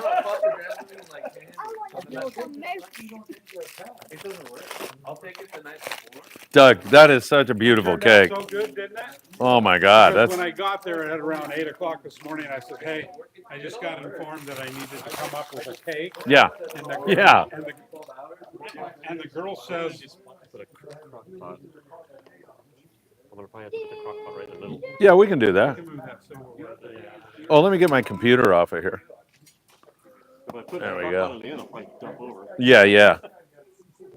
Yeah, so when I was talking to the girl in there, she goes, well, we might have time to do a photo cake. I Oh, said, oh, really? Because I was gonna go looking for like a rubber shark or something. yeah, yeah. And throw it on there. And she goes, no, she goes, let me go talk with them. And they said, yeah, and they said, you know, she goes, what do you want? And I says, well, you know, what would really look nice is a yellowfin tuna, because it kind of ties in with Sam's logo here. Yeah, right. You know, and she goes, well, just pick one out. And she goes, and she pulled out her phone too, and started Googling yellowfin tuna. And she goes, how about this one? I said, great. Oh man, that's awesome. So yeah. I had to pull over. Chris, that looks so good. Tape the top down because it was starting jumping all over my floor. I hit the brakes and wasn't even thinking that I had how full it was. Gonna move this because it's in the way. Yeah, yeah. Oh, perfect. Yeah, do we need to move the cake off of the table or? You're not gonna eat with us? You gotta go what? What? What's that? What are you gonna do, Juan? Sam, I hope you weren't trying to get home anytime. You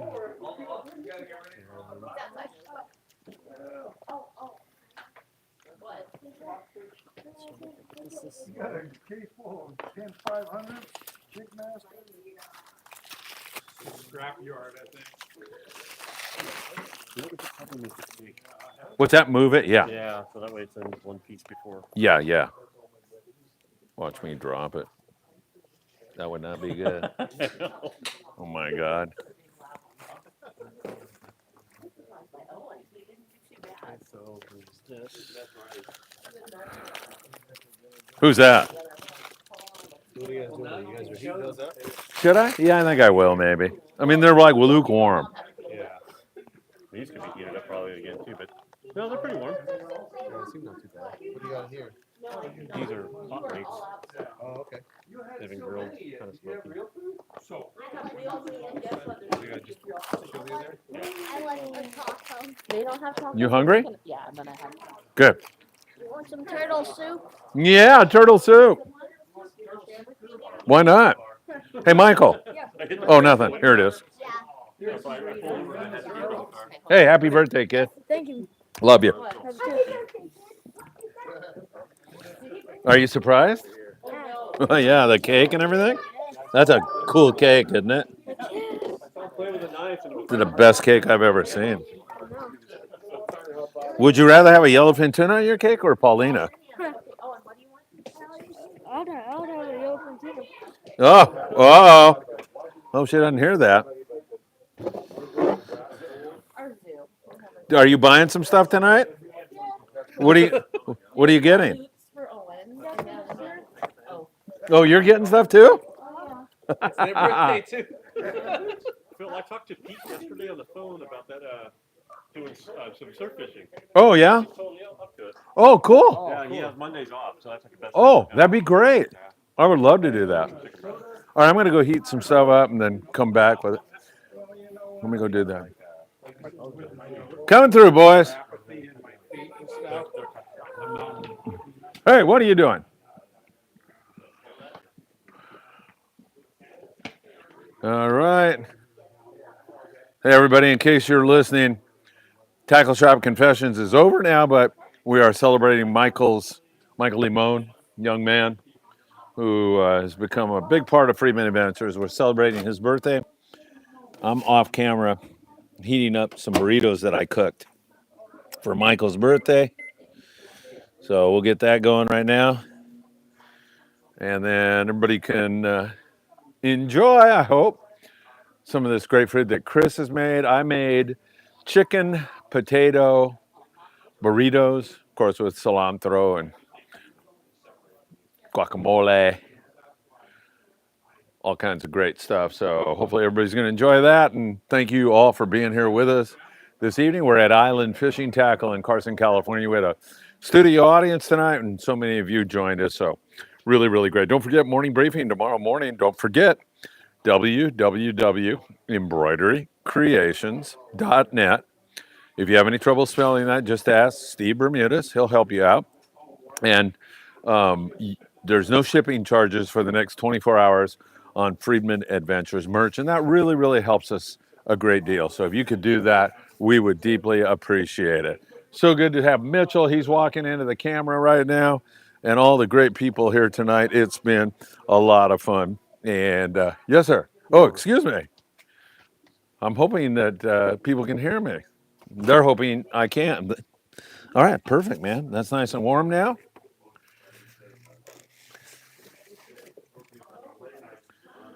All right, be right back.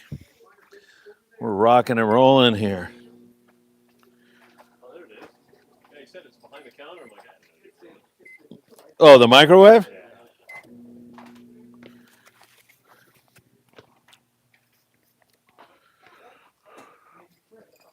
What's going on out here? Chicken, potato, burritos, whoever wants one. Ooh, that looks good. Happy birthday, Michael. Thank you, Phil. You're the best, kid. Yeah, Michael, Thank you. saved up all his gift cards. Coming through, Already buy boys. her a rod, huh? Yeah. Paulina. Oh, no, I can't show him that yet. I can't show them the Paulina video yet. My phone's being used.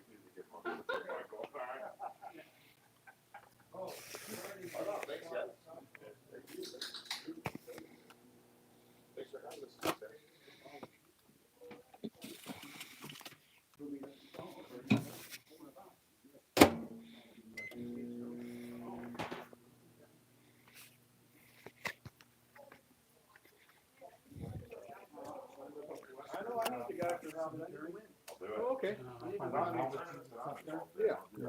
The best place to get you a halibut, I'll take you to Santa Ana River Lakes. Yeah. Tournament. That looks good. He's got the chopped onions. Yeah, you got something. Man, coming through. Thank you, Sam, for having us. Thanks for Phil for the burritos and Oh man, my pleasure. chili and everything. I'm gonna go for that. That looks so good. Shoot. No, it's closer to. This looks like a feast. Closer to Lomita Boulevard. Coming through. Yes, what? I'm heating up stuff here. All right. Oh, wait. A couple more burritos to go here.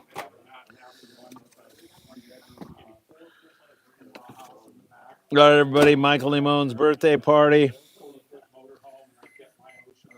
I think we're ready to go here almost. I'll just have a few more to heat up, and then I'm done here.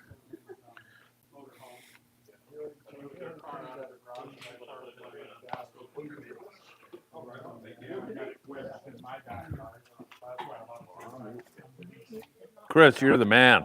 Yeah, thank you, Chris. Looks good, huh, Mitchell? I'm hungry. Are That's you? all I was thinking about the whole episode. Really? Turn me loose on the food. They kept asking questions. I know.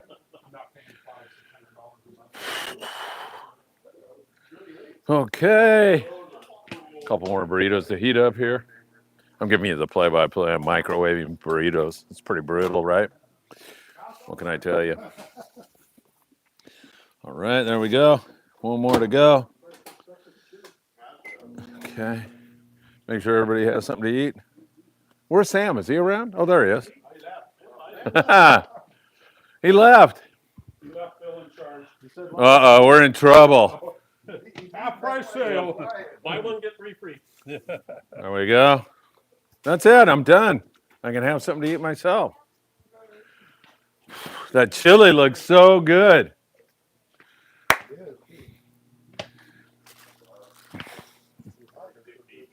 Are they good?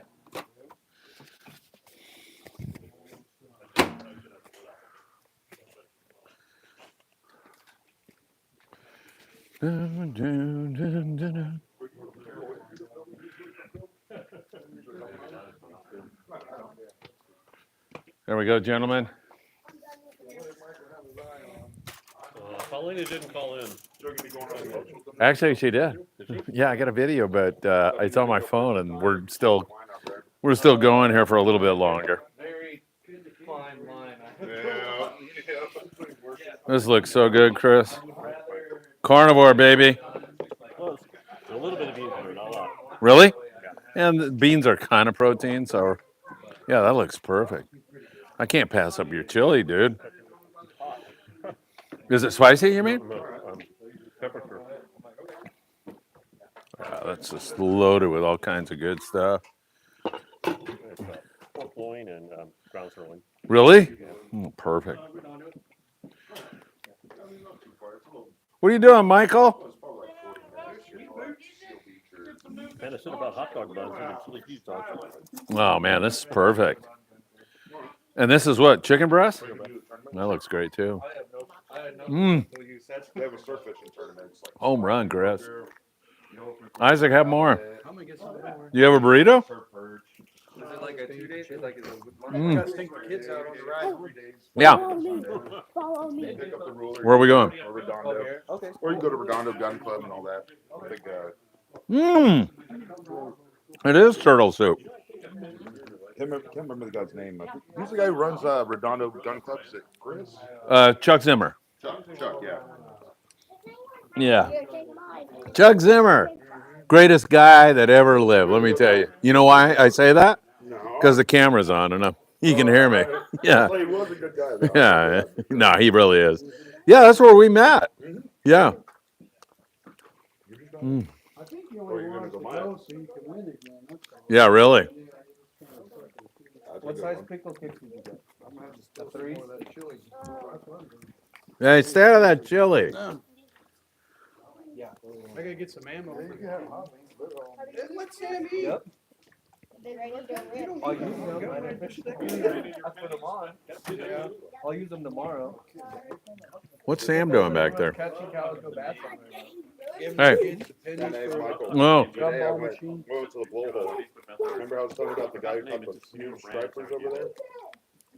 Michael, I'm fucking fishing here. Mm. He said he's got some shopping. And there's another one called Evergood from Costco. I've used it now. This week I last time I brought it. Yeah, that's what I was talking about. Caught the big stripers at the pumps where we went. Hey, that chili's a home run, dude. That's my buddy. Dan, what do you think? I asked him what he used. He was using little Apollos like your lucky strap right there. That's what he got on. Then on a 6 or 7. So good. We're celebrating Michael Limon's birthday. If you're joining us right now, just finished Tackle Shop Confessions. Happy birthday to your grandson, buddy. You're in trouble now about this Paulina nonsense, so. Oh, I know. My dog's gonna tell me when I get home. You have him cavorting with what? I'm gonna have my fishing license. Can't go fishing no more for a week. Why? Paulina. Oh, she took it? I'm gonna get you all living alone. Thanks a lot. Sounds like a personal problem. It is a personal problem. If you could fish anywhere this weekend, where would you fish? I'm like, did I say Coronado? What's wrong with you? I did have. We're finally getting yellowtail. Oh no. I'm gonna go catch some bonita off the That's Redondo. by far my favorite fish to catch. What's that? Yellowtail. Really? Yeah. Yeah, they love jigs. They taste good. Mm-hmm. I would fish for bonita too. Yeah, no question. Yellows are fun to catch. I started barbecuing them. I'll bring at least one home. And they'll run across the grill the first day. Never hit the refrigerator or freezer. Oh, Chris, this is so good. Home run. Mm-hmm. What a party tonight. Happy birthday. Have more birthdays, Michael. Yeah, Michael, Michael. guys, come on. Don't you guys have school tomorrow? I feel bad about to smell the chili on my own. We come back. I'm gonna lock the window. Hey, Michael, you have school tomorrow? The rest of the way. We have school? What time? I get there about 7. Oh, do you? I get there. What time do you guys get there? I don't miss that at all. You don't have to have to take 7, my yeah. kids to school. 7 and 6. They're 21 and 26. They're on their own. Have you had some stuff, Doug? Oh, yeah. Yeah, the bigger kids are still. Oh, that's right. We still have cake to go for these kids. Yeah. I think you got plenty of cake. Mike takes home the rest of it. Yeah. You don't mind. That's such a beautiful cake. That's awesome. Are you okay? That's my specialty. Yeah, no kidding. That and Costco chicken. Costco chicken. Yeah, that's pretty cool. I only got to take mine on Wednesdays, but days off. I start working. We're on a gumball, so Whoa. You know what my best advice would be? Go show the camera. It looks like an eyeball. Get some stuff. You come here a lot. Use some. Yeah, you don't have to spend it all at once. We got what you really need. you want it. Maybe some No, thank you. I'm good. Liter. When it comes in. Finish my chili first. I don't think gum and chili is good. Have some more, Mackie. No, thank Don't be shy. I will be sure. Well, thank you. We got a burrito earlier, didn't you? Oh, no, thank you. I'm saving it for cake. Say, Mom, Dave. Hey, those hot links are spicy. Good job. Usually they're not that spicy. Those are pretty, they got a little kick to them.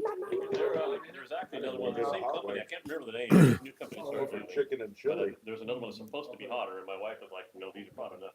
I'll think about it. They're good. Right on. Thank you. Ooh. Whose birthday's next? Yeah, really. Let's keep this going, right? I'm loving this one. Hey, don't stop now. Have some more, Mitchell. There's so much food here.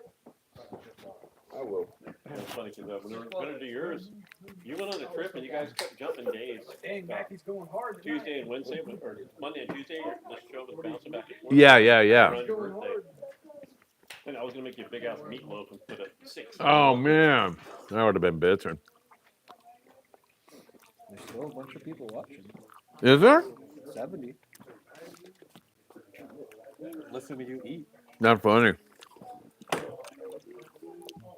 Hey everybody, we just finished Tackle Shop Confessions, celebrating Michael Limon's birthday, and really almost kind of paying tribute to Grandpa, who, along with Michael's mom and dad and everybody working together, got his grades back up to where they belong, and this is just part of the good stuff that comes along with studying hard in school and really working hard. So really proud of Michael and his grandpa and everybody. So good stuff.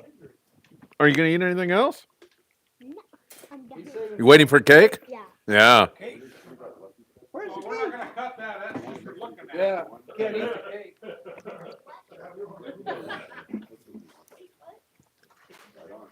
Oh, thank you. Thank you, Isaac. Appreciate it. You read my mind, dude. Yeah. I don't know, they photos. What? Oh, yeah. Not so much a hot link. It helps the food to go down, too, with my thing going on, whatever it is. Excuse me, by the way. Didn't mean to burp. Why, are you not allowed to have caffeine? How come? What do you... No, there's not caffeine. Oh, your heart? Oh, that one's caffeine free. It is? Yeah, it says right there, caffeine free, but Perfect. Thank you. I haven't had any caffeine, it'll be 8 years in. Wow. Did that lower your blood pressure and everything? Yeah, what happened is I was at it was my girlfriend at the time, my wife's house. It was like 8 o'clock in the morning, and I'm sipping coffee, and I haven't even had half a cup. And she walks up and goes, "You okay?" I'm like, "No," and my forehead's sweating, and it was biting. I can get it.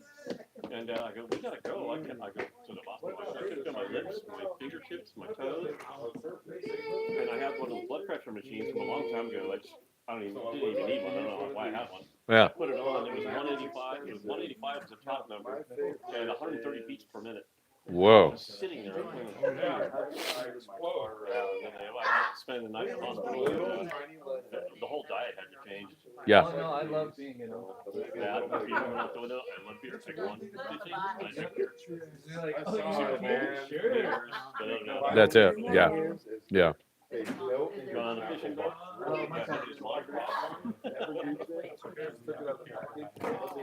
Dan, don't be such a jerk. I'm not done yet. Get away from me. Trying to eat something here. Who just burped? Was that you?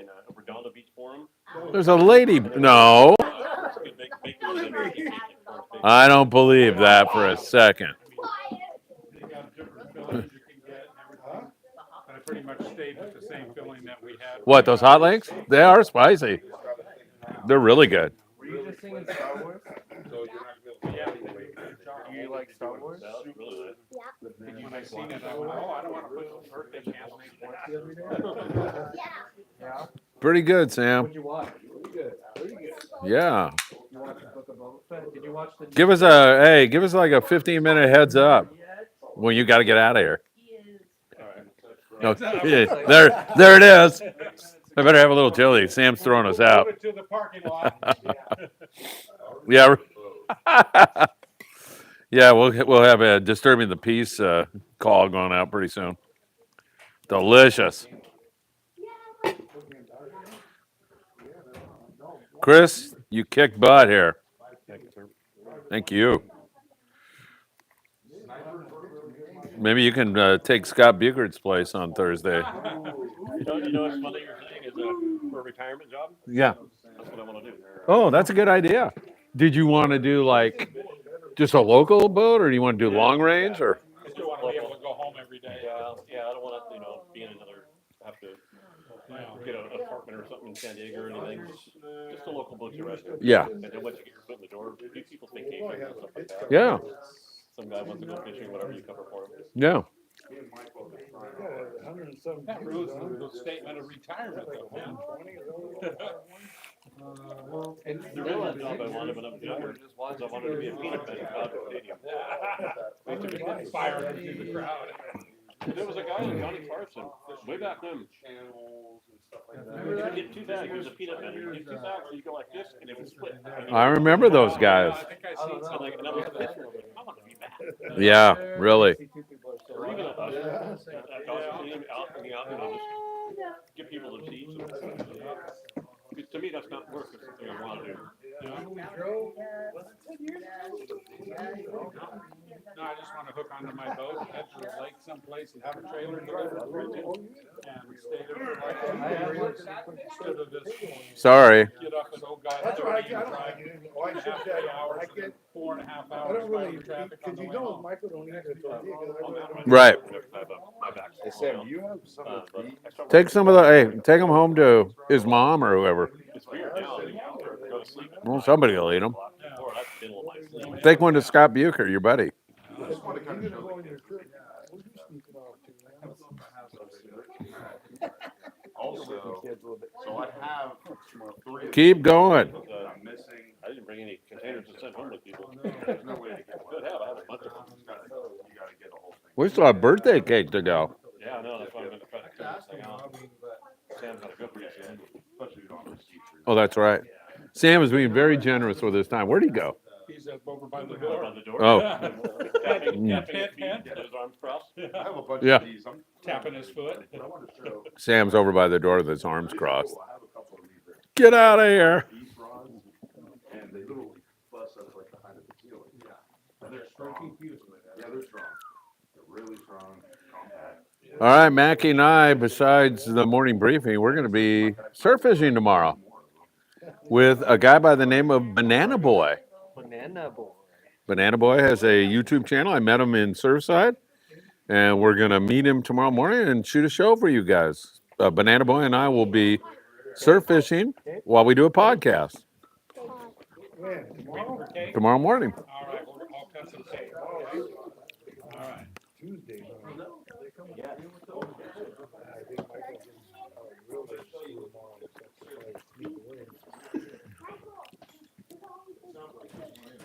I'm full. I'm done. Trying to finish this. 5-star fish processing shirt. I saw that as he was crawling by like 15 times. I think you got that one for free. Really? Anybody want anything else out of here? I got to clear off for his cake. Oh, Doug is doing the cake. Here comes this beautiful cake. Doug, you're going to have somebody go up to that camera one more time and show that cake because it is a thing of beauty. And some people are just joining the show right now.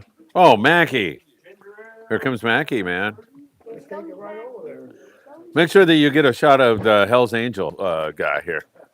This one's Yeah. a sitting rock version. I have a conventional version. It's a lot. What a studio audience we had tonight. And here's Doug with his gorgeous cake. 5-piece one. They're pretty. And Michael Limon. Michael Limon. The one I have is like that. Hey, do we have a candle for it? I brought candles, but I didn't figure. Really strong, actually. I don't think. You gotta Michael, have. do you want to blow some candles out? It doesn't matter whether he wants to or not. He's blowing candles out. Even if it's one candle, right? You gotta blow a candle out, right? Doug's ready to kill me now. He's like, I don't want to do this. Was it me? Was it me? Ouch. Was it me? These kids are pinching me, Mackie. It wasn't me. It's not cool. It wasn't me. Ouch. That's Scott Bucher's fault. Yeah. Hey, he told him to do it. That's funny. Hey, man, make sure you make all the orders on the El Patron as difficult as possible. Chad. I would like to have, let's see, eggs Benedict with a homemade hollandaise sauce, Scott. Yeah, right. Yeah, right. Hamburger. No, they said scissors. Yeah. No dairy though. Rock, paper, scissors. Rock, paper, scissors. Boy, that is a cake, Michael Limon. That looks like my dad. It's almost a shame to cut that cake, Doug. Yeah. What's that? It's a shame to cut that Yeah, cake. I know, huh? It's gonna hurt your soul. But what's so satisfying when you do it? Rock, paper, scissors. Do I have to put 12 or 11 and a half? 12. Rock, paper, scissors. Yo, rock, paper, scissors. Rock, Hey. paper, scissors. Throw that in the trash. Rock, Hurry up. paper, scissors. Hey, don't slobber on our cake. Get now, rid of okay? it. Throw it in the trash. Behind you. You dork. Whoa. I want to see the trash right there. Oh, I'm full. Did you eat a poop burrito? Were they any good? The chicken was a little bit dry. What? Oh, Phil, you eat quail eggs? How do you cook them? Quail eggs. Regular egg? I do it, yeah, for sure. You got 6 quail now. You guys are, yeah, the chicken eggs you sent were so good.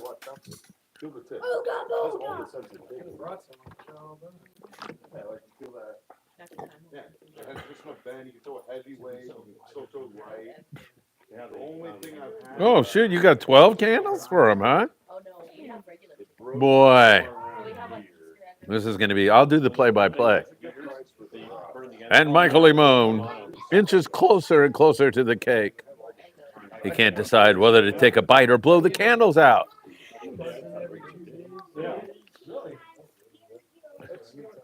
Hey, I bought some stuff for the surf. Oh, did you? Yeah. Bought some Oh, cool. Very cool. Those pickle cakes are good. I got a Lucky Crab, Oh, that's great. some jig heads. Oh, my God. You're all set here. Michael, get up here. Michael Limon going to blow out his birthday cake. Oh, we're going to blow out his birthday cake, everybody. Make a wish before. Do you want to make the wish verbal out loud? So people, all right, so come over. Come over close. What is your wish? Hold on. Let me. we already know what he wished. Michael, what is your wish? My birthday wish is to see Paulina and fish with her. Oh, okay. So, Very nice. Well, she's right there. Tell her that. To you, happy birthday to you. Happy birthday, dear Michael. Happy birthday to you. Woo! Yeah, Michael Limon. 12. Sweet 16. You're already 12? You're not 11 today? Oh, yeah, I'm 11. Woo! Good stuff. And now the cutting of the cake ceremony. The one and only Doug Tilk. What piece do you want? You want the head? Yeah. You want the head of the You want the yellowfin heart? tuna? You gotta eat the heart. I've never seen a tuna flavored cake before. I know, it's delicious. Smell eggs on it and everything.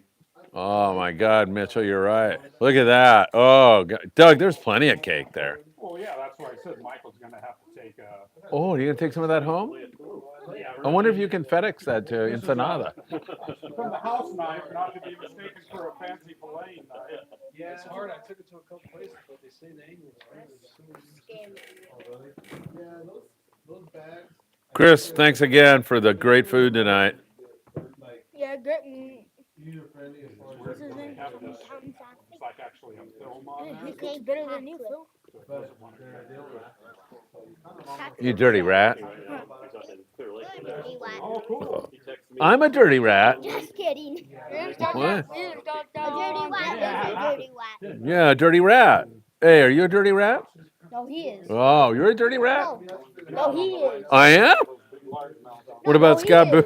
Bukert? Yes, he is. Yeah, I know. He's definitely one. Michael, come here. Oh, Michael, look. No, he is. The dream. Ouch. I wanted. I love these guys. It helps if you're a big kid I yourself. wanted to do the knife. Hey, watch that knife. Michael, how's the cake? Come over here, look in that camera and tell everybody how your cake is. And look at the man who provided it for you and thank him. That's all right. You can talk with your mouth open on your birthday. I mean, your mouth full on your birthday. Doug, this kid is great. Is it good? Yeah. Real good. Maybe Sam's got some milk. It's so pretty, too.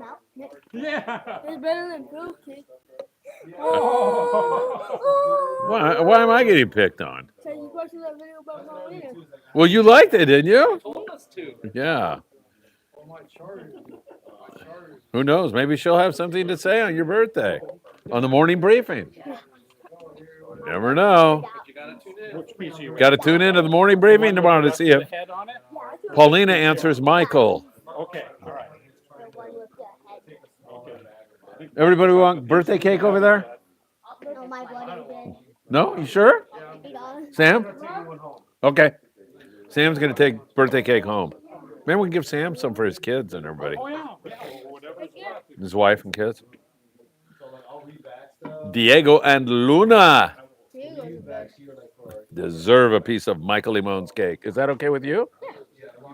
Anything for Diego and Paulina. Anything for Diego and Paulina and Luna. And Luna. Yes, don't leave Luna out. It's actually like a paper. What's like a paper? See this thing here that's got the M on it? Oh, yeah. It's like almost like I'm sure it's edible. Yeah. What's that? Did you see the piece? Oh, it's gone already? Get another one. You're gonna go home with Phil tonight. Yeah. The amount of sugar that's gonna be bouncing through your system. You could go down and grunion hunt tonight, whether there's grunion or not. Keep you busy looking for them. Hope Sam doesn't mind his tablecloth being jacked up. He keeps telling me to wash it, and I still haven't done it. I'll get Scott Bucher to do it in the galley on the El Patron on Thursday. With your shorts. Just throw it out back. Yeah, right? Let it troll for a little bit. Hey, that guy Spastic D, I hope he's watching. He came up to me at the Orange County Marathon. It was really cool to meet him. He's a really nice guy. Super nice guy. Yes, sir. That was fun. That's a great event.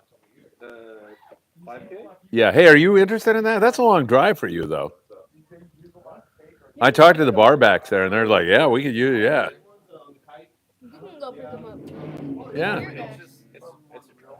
Yeah, I I know. was like, I would have to make X amount for it to be worth it. Yeah. I'll talk to you about that later. I'll tell you about what you can expect.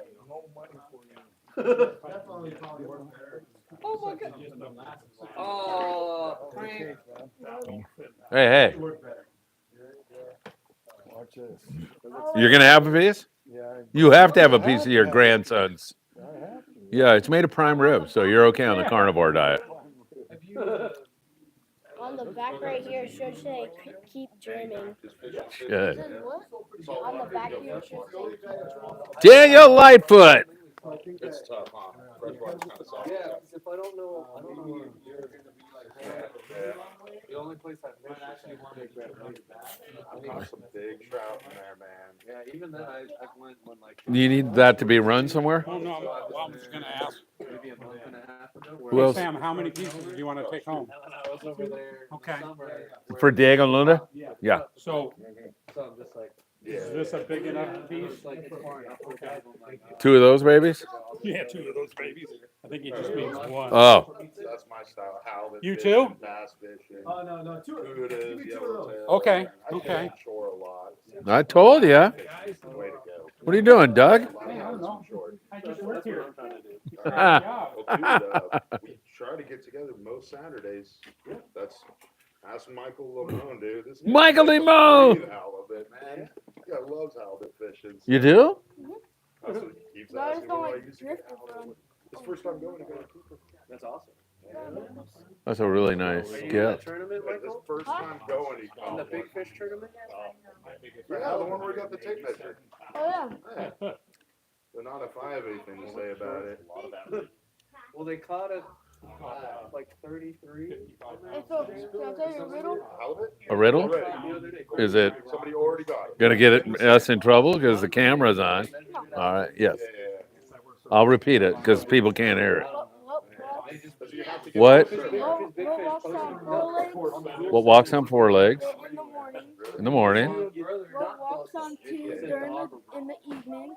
2 legs in the evening. And what walks on one at night? And walks on 1 leg at night. Yeah. I don't know. Well, because I caught a 35 Let me give you a hint. or 30. It's on our age. About 35. I know he's got some tape. Like, You're giving me a hint? It's what? It's about our age. It's about our age. so Okay, it's a baby. It's an adult. And then some 1 leg. I don't know. Some guy gets his leg cut off or walking with a cane or something. So that I can put What? this one, we're gonna put a I didn't hear. Michael. What? One guy like you. Old people lead on stuff. An old guy like me walking on 1 leg, I guess, right? I don't understand it. I don't either. He doesn't understand it either, do I? What do you have?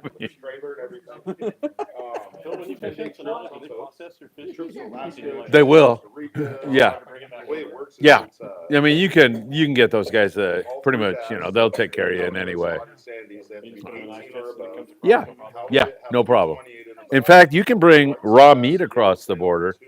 And man, I know some guys who said I can get you tomahawk steaks for $5 a pound, $4 a pound. So I mean, I'm all over that. My son Philip, I was down there and I was driving back to the border, and he was like, "Dad, get just out of the blue. Can you get some tomahawk steaks and bring them up?" I'm like, "Yeah, it's a little late in the game, but I know some restaurant owners, and they said, well, I'll order extra, and then you can get them, and they're cheap." Hey, you could better than Phil. He overcooked his chicken. I didn't overcook my chicken. You could better than Phil. I'm sure Sam Trying to divide. He's trying to divide and conquer us, Chris. Don't let that happen. He said Chris is a better cook than me. I overcooked the chicken and the burritos. They're dried out. You little poop head, you. Everybody's gonna give cards. Huh? The amount of trips. It's almost time to go, isn't it? What time is it? I got to get some sleep tonight. Are you? What time do you get up in the morning? I get up at around 5:40. Oh, okay. Yeah. No, it's early. It's early. Yeah. It's close by, so. You mean work is close by for you? Yeah, it's like 20 minutes. Oh, that's not too bad. Those are my fish, man. What's up, dude? Oh my God. Some of these, like, I don't know. I just look at them like, 1 day at a time when you're not drinking. I look at, like, if I have a day where I'm going to get 4 hours sleep, I just go, okay, 1 day, and then I'll get some sleep, and then I'll be good. So